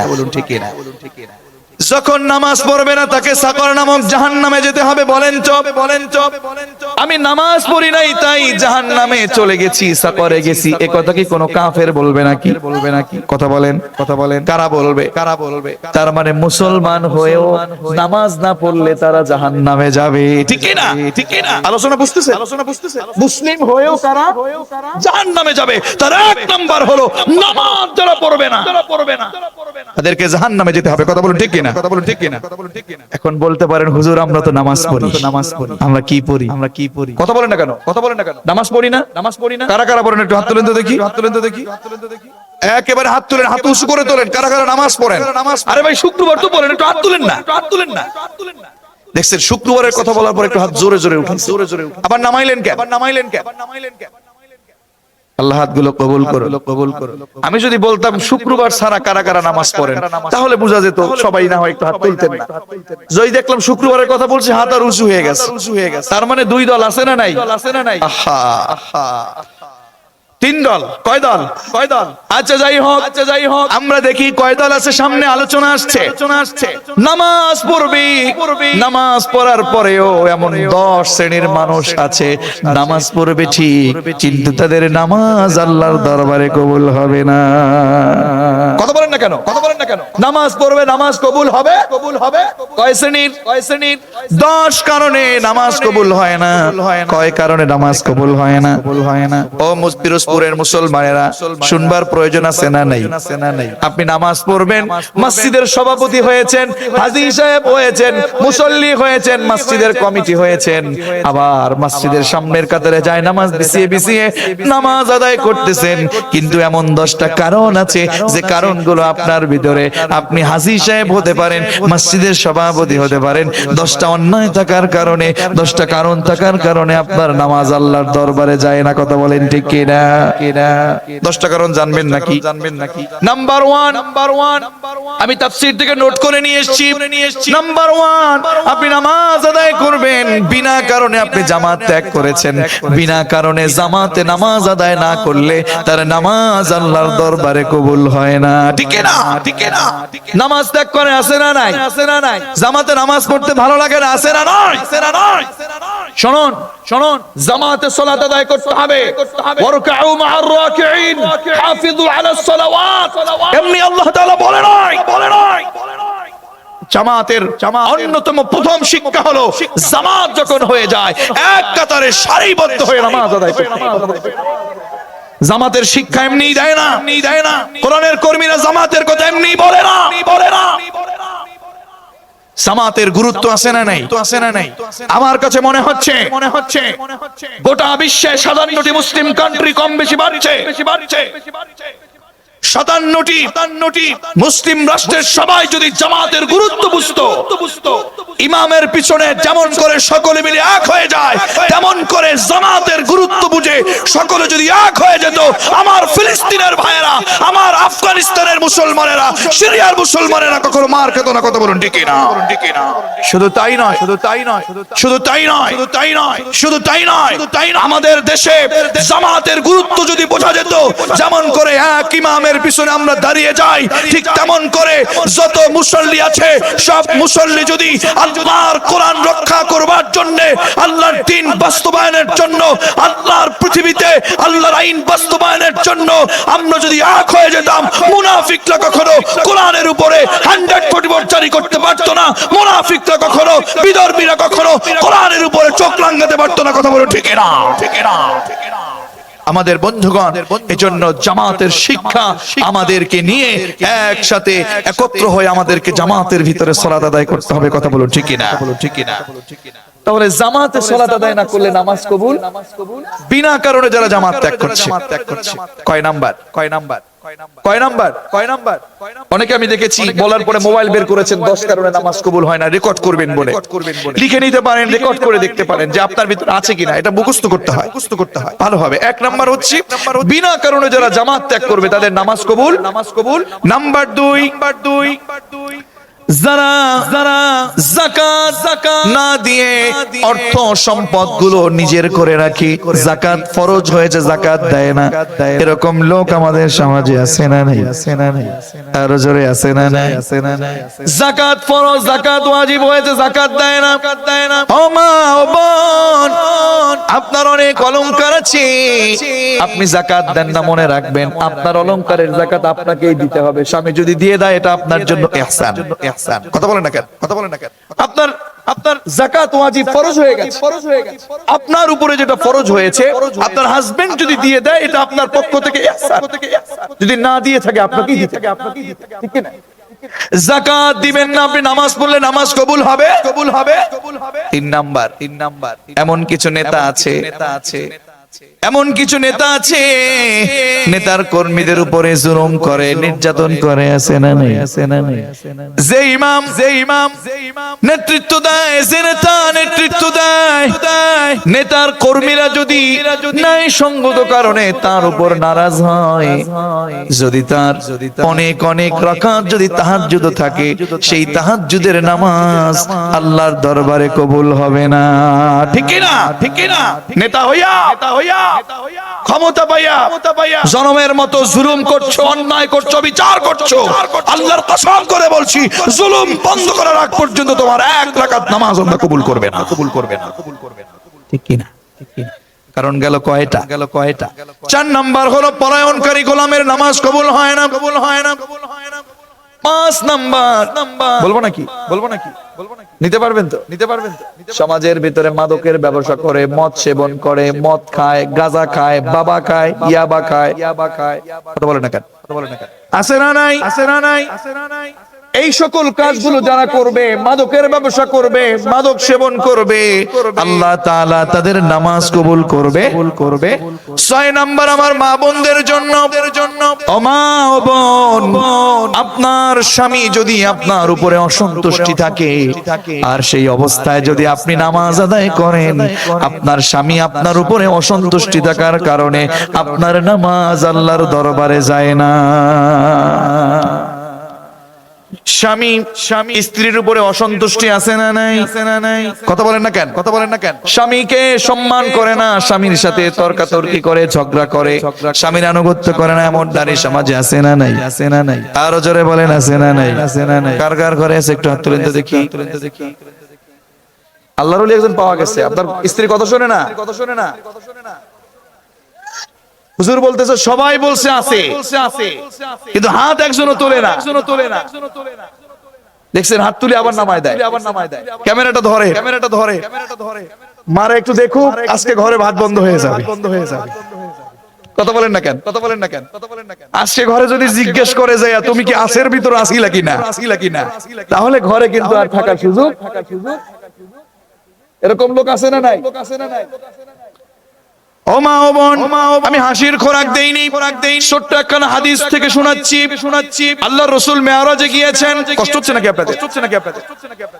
আল্লাহ রাসূল মেরাজে গিয়েছেন। মেরাজে গিয়ে এসে এরপরে বললেন, ও আমার উম্মতেরা শোনো, ইয়া মাশারান নিসা, হে নারী সমাজ, আমি যখন মেরাজে গিয়ে জাহান্নাম দেখেছি, 6 প্রকার নারীকে জাহান্নামে দেখেছি। জোরে বলেন কয় প্রকার? আরো জোরে কয় প্রকার? 6 প্রকার নারীকে জাহান্নামে দেখেছি। তার 1 নাম্বার হলো বেপর্দায় থেকে, বেগানা, বেহায়াপনা, বেলজ্জাগিরি করে, বেপর্দায় থেকে অর্ধনগ্ন হয়ে রাস্তায় হাঁটে, চুলগুলো ছেড়ে রাস্তায় হাঁটে, পরপুরুষের চুলগুলো দেখে, বেপর্দায় থাকে। এরকম নারী সমাজের ভিতরে আছে না নাই? রাসূল বলছেন এই নারী আমি জাহান্নামে দেখেছি, বলেছেন মুহাম্মদ সাল্লাল্লাহু। 2 নাম্বার হলো ওই নারী জাহান্নামে যাবে। আমি রাসূল নিজে তাকে জাহান্নামে দেখেছি, যেই নারী স্বামীকে সম্মান করে না, অসম্মান করে, কথায় কথায় তর্ক করে, এরপরে ঝগড়াঝাটি করে। এরকম নারী সমাজের ভিতরে আছে না নাই? 3 নাম্বার হলো ওই নারীকে আমি জাহান্নামে দেখেছি। ও মা ও বোন, এখান থেকে শিক্ষা নেন, যেই নারী স্বামীকে বাদ দিয়ে 3 নম্বরে পর পুরুষের সাথে হাসি তামাশা করে, দেবরের সাথে হাসি তামাশা করে, চাচাতো ভাই, খালাতো ভাই, ক্লাসমেট, বয়ফ্রেন্ড, কথা বলে না কেন? আছে না? যেই নারী স্বামীকে বাদ দিয়ে পর পুরুষের সাথে হাসি তামাশা করে, আজকাল দেখা যায় আপনাদের মেয়েরা, আপনাদের বোনেরা, মেয়েরা এমন একটা অবস্থা, যখন স্কুলে যায় বয়ফ্রেন্ড বলে, অমুক ফ্রেন্ড তমুক ফ্রেন্ড, একসাথে ক্লাসমেট বলে হাসি তামাশা করে, কষ্ট হাসি দেয়। আমার রাসূল বলেছেন, আমি রাসূল নিজে এই সকল মেয়েদেরকে আমি জাহান্নামে দেখেছি। বলুন তো আমাদের মা, আমাদের বোন, এদেরকে এই অন্যায় থেকে বাঁচার দরকার আছে না নাই? ও মা ও বোন, এই অন্যায় তো আপনি করতে পারেন না, আল্লাহ রাসূল নিজে আপনাকে জাহান্নামে দেখেছেন। বাঁচার দরকার আছে না নাই? 4 নাম্বার হলো ওই নারী জাহান্নামে যাবে যেই নারী গোসল ফরজ হয়ে গেছে, গোসল করতে পবিত্রতা অর্জন করতে দেরি করে। 5 নম্বরে হলো ওই নারী জাহান্নামে যাবে যেই নারী কথায় কথায় মিথ্যা কথা বলে, কথায় কথায় গীবত করে, বিকেল বেলা বাড়ি থেকে অন্য বাড়িতে যায়, পান খায়, চুন খায় আর গীবত কথা বলেন না কেন? আছে না নাই? কথায় কথায় গীবত, কথায় কথায় কসম কাটে, মিথ্যা কথা বলে, হুজুর আছে না নাই? আল্লাহ রাসূল বলেছেন এই নারীকে আমি দেখেছি কোথায়? জাহান্নামে। 6 নাম্বার হলো ওই নারী জাহান্নামে যাবে, আমি রাসূল নিজে জাহান্নামে দেখেছি মেরাজে গিয়ে। 6 প্রকারের 6 নাম্বার হলো ওই নারী যাবে যেই নারী উপকার করে খোটা দেয়। মান্নানা সেনানা, উপকার করে খোটা দেয়। স্বামীকে বলে আমি তোমার বাপের বাড়ি থেকে কত আইনা দিচ্ছি, কথা বলে না কেন? ঠিক বলেন, লজ্জা করে নাও। শ্বশুর বাড়ি থেকে আপনি আনেন কেন? আর খোটাই বা খান, কথা বলেন না কেন? সেটা বাদ, শুধু স্বামীকে না, বাড়ির পাশের বোন, বাড়ির পাশের ভাবি, বাড়ির পাশের চাচি, বাড়ির পাশের কোন বোন বান্ধবীকে কখনো কিছু দিলে মা বোনেরা খোটা দেয়, এমন নারী সমাজে আছে না নাই? এই 6 প্রকার নারীকে জাহান্নামে দেখেছেন মুহাম্মদ সাল্লাল্লাহু। তো বলছিলাম ও মা ও বোন, স্বামী কি অসন্তুষ্টি করে নামাজ আদায় করলে তার নামাজ কবুল করবে না কে? মনে আছে তো? কয় প্রকার কয় কারণ আছে নামাজ কবুল না হওয়ার? সবাই বলেন আলহামদুলিল্লাহ, সবাই মুখস্থ রাখছে। তাহলে কারণ গিয়েছে 6টা। কয়টা? 7 নাম্বার হলো ওই নারী, ওই রাসূলের হাদিসের সাথে মিলে যাচ্ছে, ওই নারীর নামাজ আল্লাহ কবুল করবে না যেই নারী বেপরদায় থাকে, যেই নারী স্টার জলসা, জি বাংলা, জি প্লাস গুলো দেখে সেই সকল নারীদেরকে মডেল মনে করে এরপরে পর্দায় থাকে না, বেপরদায় থাকে, নামাজ পড়ে, নামাজের সময় কোন দিকটা ঢাকে না, একেবারে মাঝে মাঝে বিভিন্ন জায়গা পা বলেন, এই বলেন, হাত বলেন বের করে, পর্দায় থাকে না, বেপরদায় থেকে নামাজ পড়ে, আল্লাহ রাসূল বলেছেন তার নামাজ কবুল হবে। এরকম নারী সমাজে আছে না নাই? আরো জোরে আছে না নাই? 8 নাম্বার বলবো না? 8 নাম্বার আর 9 নাম্বার বাদ, 10 নাম্বার বলি। বলবো 8 আর 9 বাদ দিয়ে, হ্যাঁ? বেশি খারাপ ভয় পাচ্ছেন নাকি? বলবো 8 নাম্বার হলো যদি কোন জালেম বাদশা থাকে, যদি কোন জালেম বাদশা থাকে, জালেম নেতা থাকে, জালেম শাসক থাকে, জালেম শাসক, জালেম বাদশা যতদিন পর্যন্ত জুলুম বন্ধ না করবে ততদিন পর্যন্ত 70 রাকাত 80 রাকাত তাহাজ্জুদ যদি থাকে আর ফজরের সময় জায়নামাজ যতই খোঁজাখুঁজি করে, জুলুম বন্ধ করার আগ পর্যন্ত তার নামাজ আল্লাহর কাছে পৌঁছাবে না। কথা বলেন ঠিক কিনা?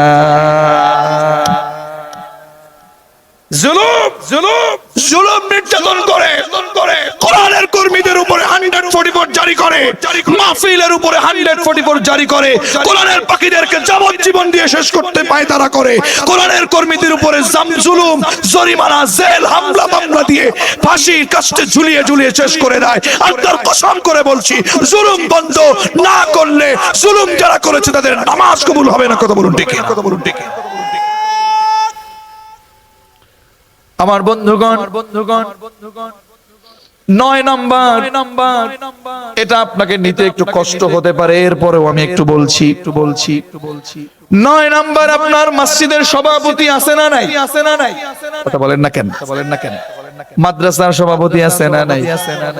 মাহফিলের সভাপতি আছে না নাই? দেখবেন মাদ্রাসার সভাপতি, মসজিদের সভাপতি, মাহফিলের সভাপতি, ম্যানেজিং কমিটি, কর্তৃপক্ষ সদস্য, বহু ভাইয়েরা এমন আছে সামনের কাতারে, মসজিদের সামনের কাতারে জায়গা করে নেয়, নামাজও পড়ে, আবার সুদের ব্যবসা করে, আছে না না? আওয়াজ একটু বেশি হলো, বেশি আছে। সুদ খাবে, এই উঠলেন কেন ভাই? আপনি এর দলে আছেন নাকি? ও আচ্ছা, ইস্তেঞ্জা যাচ্ছে, আচ্ছা আসবে আবার। আজকে একটু বেশি বেশি লাগানো হচ্ছে নাকি? কিন্তু সমস্যা হচ্ছে আমাদের মলমটা কোথায় দিব? যেখানে মলম দেই সেখানে দেখি। কথা বলেন না কেন? কি শামসুল ভাই কথা ঠিক কিনা? যেখানেই ঘা সেখানে মলম দিতে হবে, তবে মলম যেখানে দিতে যাই সেখানে। ঠিক কিনা? তবে আমরা বলছি শুনুন, নামাজও পড়বে, আবার সভাপতি ঘুষও খাবে, আবার সুদও খাবে। সুদের ব্যবসা যারা করবে মসজিদের সভাপতি হতে পারে, মাহফিলের সভাপতি হতে পারে, মাদ্রাসার সভাপতি হতে পারে, আল্লাহর কাজ করে তাকে আসামি হতে হবে। তার নামাজ আল্লাহর দরবারে কবুল হবে না। কথা বলুন ঠিক না? তবে আজকে দেখি বেশিরভাগ দেখা যায় মসজিদের ভিতরে এমন পথ তাদের অধিকাংশই সমাজের ভিতরে টাটকা সুদখোরেরা।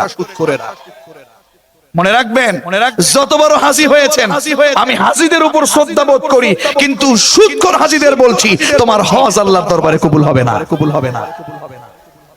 আর আমি আপনাদেরকে বলতে চাই মসজিদ থেকে সকল সুদখোরকে নামাতে হবে। কথা বলেন না কেন? মসজিদ থেকে, মাদ্রাসা থেকে, মাহফিলের সভাপতির পদ থেকে সুদখোর এই ঘুষখোর লোকদেরকে কখনো স্থান দেওয়া যাবে না। কথা বলুন ঠিক না? মসজিদের ভিতরে যখন সভাপতি বসে থাকে, মসজিদের ভিতরে যখন কর্তৃপক্ষ বসে থাকে সুদখোর, যখন এরা সুদখোর হয়ে যায়, ওই মসজিদের ইমাম, ওই মসজিদের খতিবকে সুদের বিরুদ্ধে কথা বলতে দেয় না, কোরআনের পক্ষে কথা বলতে দেয় না। কথা বলুন ঠিক না? হয়তো এদেরকে নামাবে, নয়তো এদেরকে ভালো হয়ে যেতে সুযোগ। কয়দিন দিবেন সুযোগ? এখন এই মুহূর্তে ভালো হয়ে যেতে হবে। ঠিক কি না? সামনে থেকে যেহেতু আমার মনে এসেছে, ইন্নামা ইয়ামুরু, বলেন না, ইন্নামা ইয়ামুরু মাসাজিদাল্লাহি মান আমানা বিল্লাহি ওয়াল ইয়াউমিল আখির। মসজিদের কমিটি যে কেউ হতে পারবে না। কথা বলেন না কেন? সামনে থেকে যখন যেখানে যে কোনো মসজিদে সামনে কর্তৃপক্ষ মসজিদের যদি করতে যান, দেখবেন মসজিদে কোনো সুদখোর আছে কিনা, কোনো সুদখোরকে মসজিদের কমিটি করবেন না। কথা বলেন না কেন? দাড়ি নাই, মুখে দাড়ি নাই, রাসূলের সুন্নাত নাই, শুক্রবার জুমাবার সারা নামাজ পড়ে না, পাঁচ ওয়াক্ত নামাজ পড়ে না, বাড়িতে পর্দা নাই, মসজিদের সভাপতি। এরা মসজিদ কেমনে চালায়? আর ইমামকে বলে হুজুর মসজিদে ময়লা কেন? মানে আমি যদি একটু অভদ্রতার সুর নিয়ে কথা বলতাম, তাহলে বলতাম এর পিটাইয়ে শেষ করা দরকার। কিন্তু এখন তো অভদ্রতার কথা বলতে পারি। আবার বলিয়েন না হুজুর, বলে তো ফেলেছেন আর বাদ ধরেন ওটা কাটা। কিন্তু কথা হলো মসজিদের যিনি সভাপতি উনি বড় না মসজিদের ইমাম বড়? সবাই কথা বললেন না। আপনারা কমিটি এখানে বেশি নাকি? যত বড় হন, আল্লাহর কোরআন হাতে নিয়ে বলছি, বলেন মসজিদের সভাপতি বড় না মসজিদের ইমাম বড়?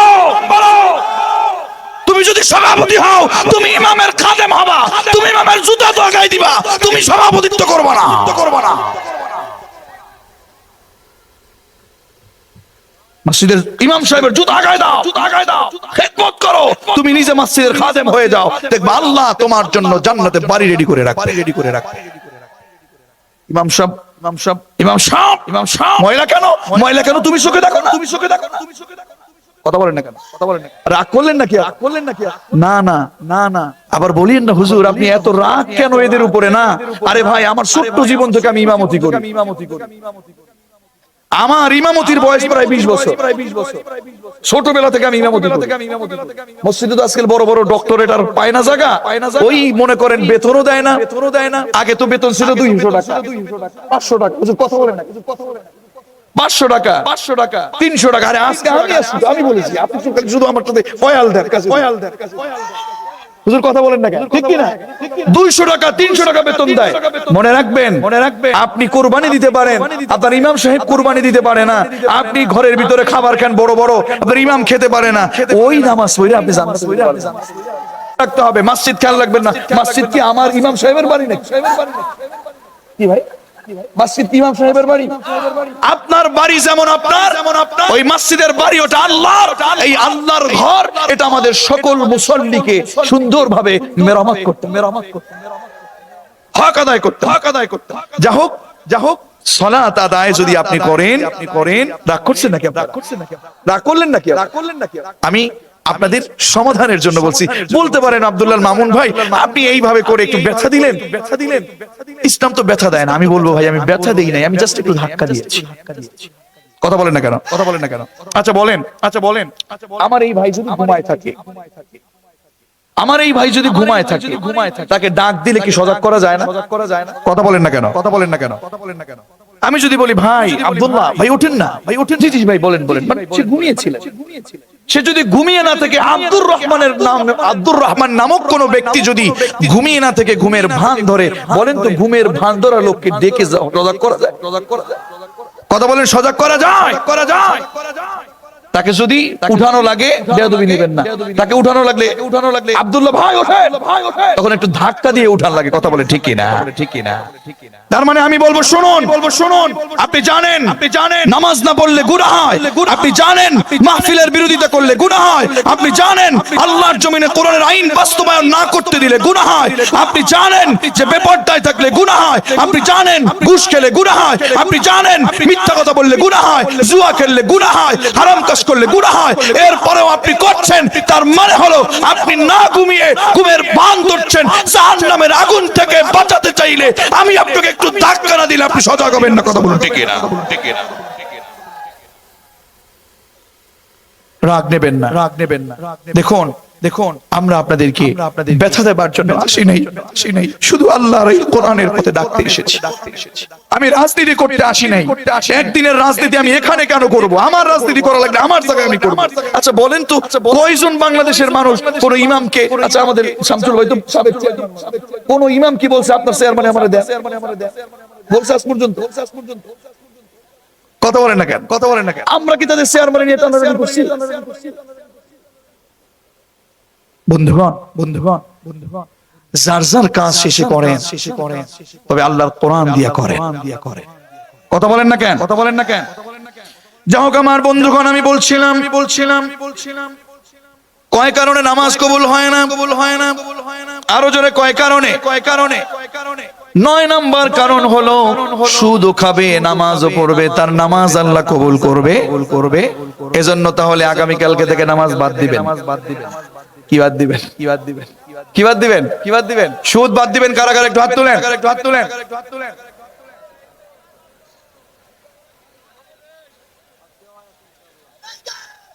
আপনারা খাইতেন নাকি? আমি বলেছি সুদ বাদ দিবেন কারা? তার মানে যারা সুদ খাইতেন তারা হাত তুলবেন নাকি? আমরা সুদ খাই না, খাবো না। যারা খেতাম তারাও খাবো না। আল্লাহ তাআলা আমাদেরকে সকলকে এই বদ গুনাহ থেকে আমাদেরকে বাঁচিয়ে নেন, পড়ে আমিন।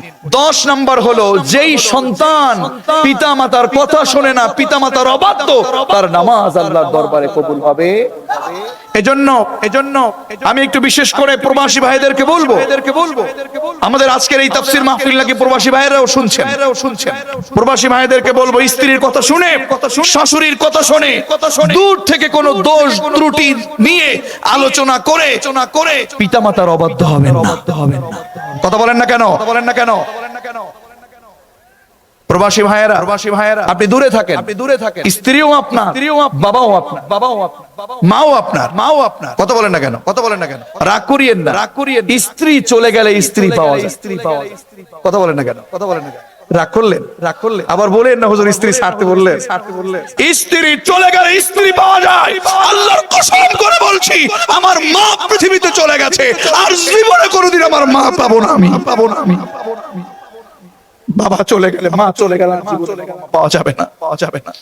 এজন্য কারো কথার জন্য কাউকে আপনি ছোট করবেন না। আর স্ত্রীদেরকে বলবো স্ত্রী তুমি যদি আমার বোন, আপনি যদি আপনার স্বামীকে ভালো রাখতে চান, আপনি তো আপনার স্বামীর কথা শুনবেন। মনে রাখবেন, আপনি যত বেশি আপনার শ্বশুর শাশুড়িকে আদর করবেন, দেখবেন আপনার স্বামী আপনাকে তত বেশি ভালোবাসবে।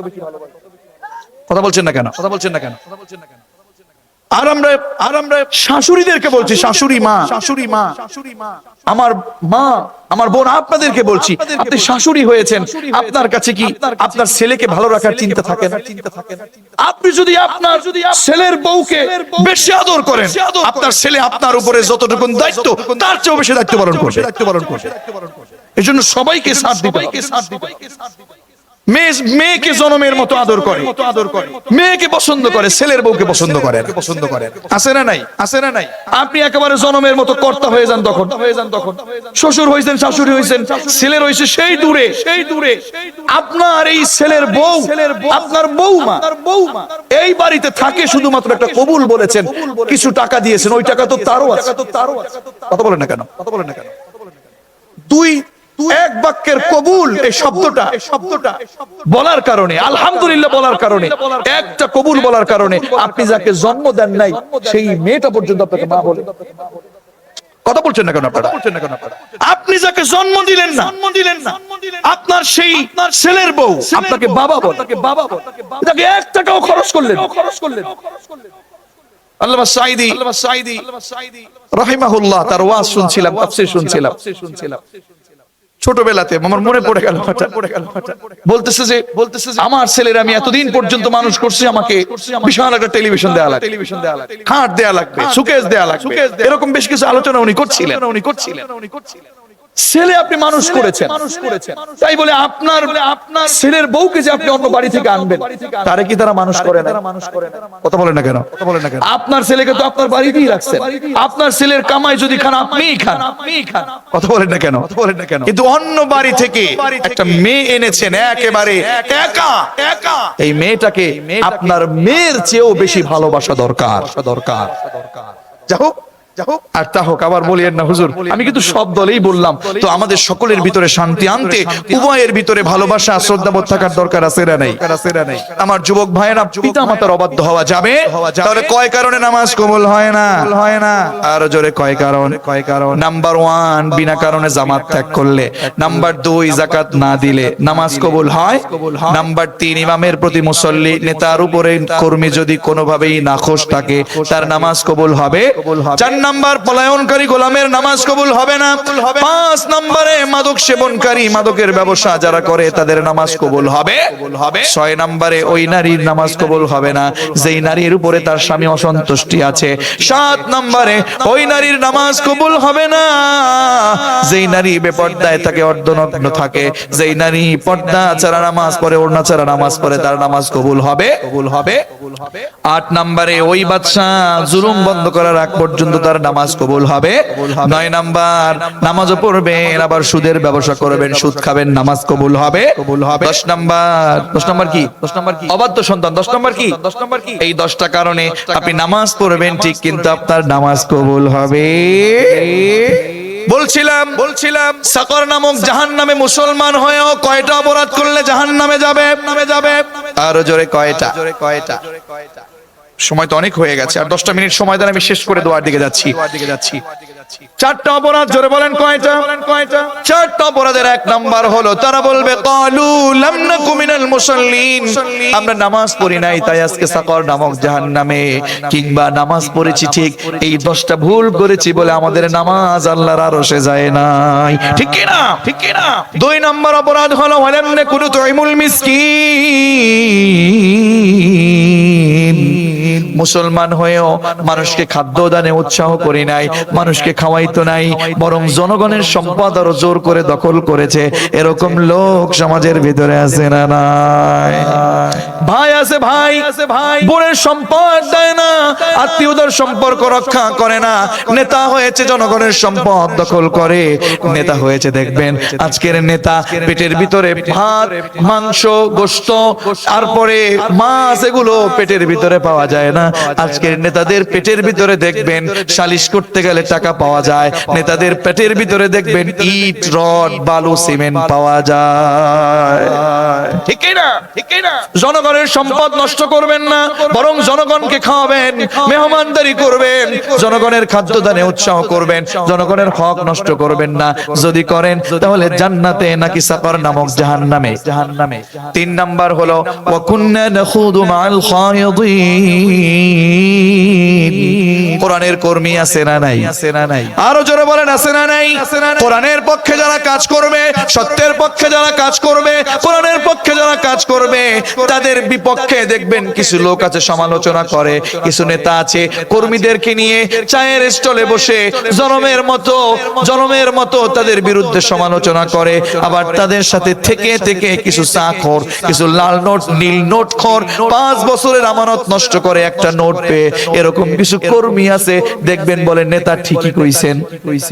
কথা বলেন না কেন? সমালোচকদের সাথে যারা সমালোচনা করে তারা জান্নাতে যেতে পারবে না। তারা যাবে কোথায়? নেতাদের বলছি না, কর্মীদেরকে বলছি। যারা সমালোচক তাদের কথা তো ভিন্ন, তাদের শাস্তি আরো ডাবল। কিন্তু যারা সমালোচক, তাদের সাথে থেকে যারা সমালোচনা করবে কোরআনের কর্মীদের, ভালো লোকদের, আল্লাহ তাআলা তাদেরকে দিবে কোথায়? সাকর নামক জাহান্নামে। 4 নাম্বার হলো ওয়া কুন্না নুকাযযিবু বিয়াউমিদ্দিন। বিচার দিবসকে যারা অবিশ্বাস করে আল্লাহ তাআলা তাদেরকে দিবে কোথায়? ওয়া কুন্না নুকাযযিবু বিয়াউমিদ্দিন। শুধু বিচার দিবস না, শুধু বিচার দিবস না, এই আদ-দ্বীন অর্থ ইসলামও আছে না। আদ-দ্বীন হিয়া ওয়াল ইসলাম, জীবন ব্যবস্থা। ইসলামকে যারা অবিশ্বাস করবে, কিয়ামতের দিন হিসাব হবে, এই দিনটাকে যারা অবিশ্বাস করবে। সূরা মাউন হচ্ছে তাফসীর। উলামায়ে কেরাম যারা আছেন প্রয়োজনে আগামী কয়েক জুমার ভিতরে সূরা মাউন তাফসীর করে শোনাই দিয়েন। অনেক লম্বা কথা, এত কথা বলার মতো সময় সুযোগ নেই।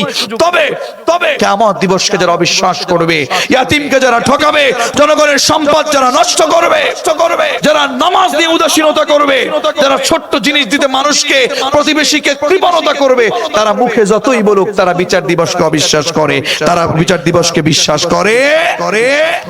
আল্লাহর দ্বীন আল্লাহর জমিনে কায়েম হোক, এই কথাও যারা বিশ্বাস করে না, আল্লাহ তাআলা তাদেরকে জান্নাতে না জাহান্নামে দিবে। এজন্য বলেন তো, মুসলিম হয়ে কয় প্রকার অপরাধী জাহান্নামে যাবে? আরো জোরে কয় প্রকার? এজন্য আল্লাহ রাব্বুল আলামিন বলেন, কুল্লু নাফসিন বিমা কাসাবাত রাহিনাতুন ইল্লা আসহাবাল ইয়ামিন।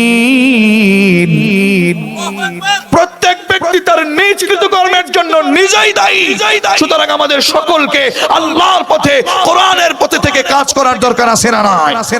কারণ ডানপন্থী লোকেদেরকে বাঁচায় নিবে কে? কারণ ডানপন্থীরা আল্লাহর কোরআনের বাইরে কাজ করে।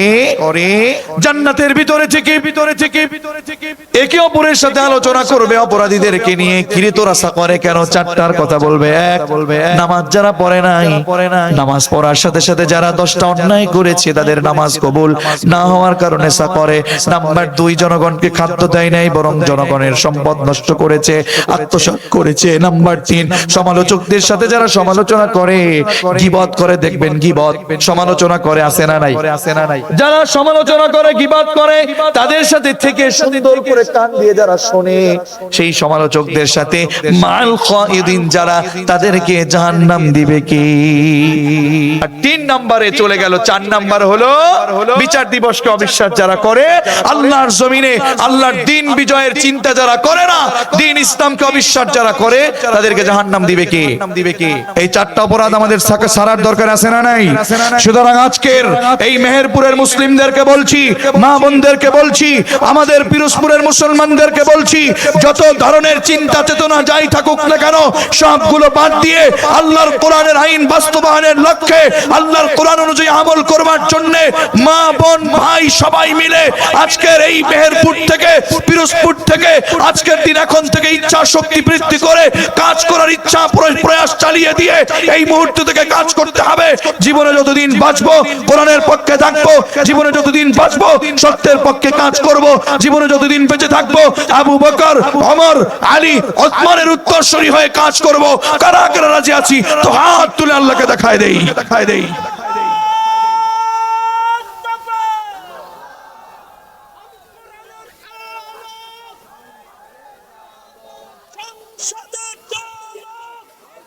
আমার বন্ধুগণ এই জীবনটা চিরস্থায়ী না, চলে যেতে হবে আমাদের। এই পৃথিবীতে চিরস্থায়ী কেউ হতে পারে নাই, এই পৃথিবীতে কেউ চিরদিন বেঁচে থাকতে পারে না। সুতরাং আমাদেরকে আল্লাহর জন্য কাজ করার দরকার আছে না নাই? যত বড় হন না কেন, ফিরাউন বলেন চিরস্থায়ী হতে পেরেছে, আবু জাহেল হতে পেরেছে।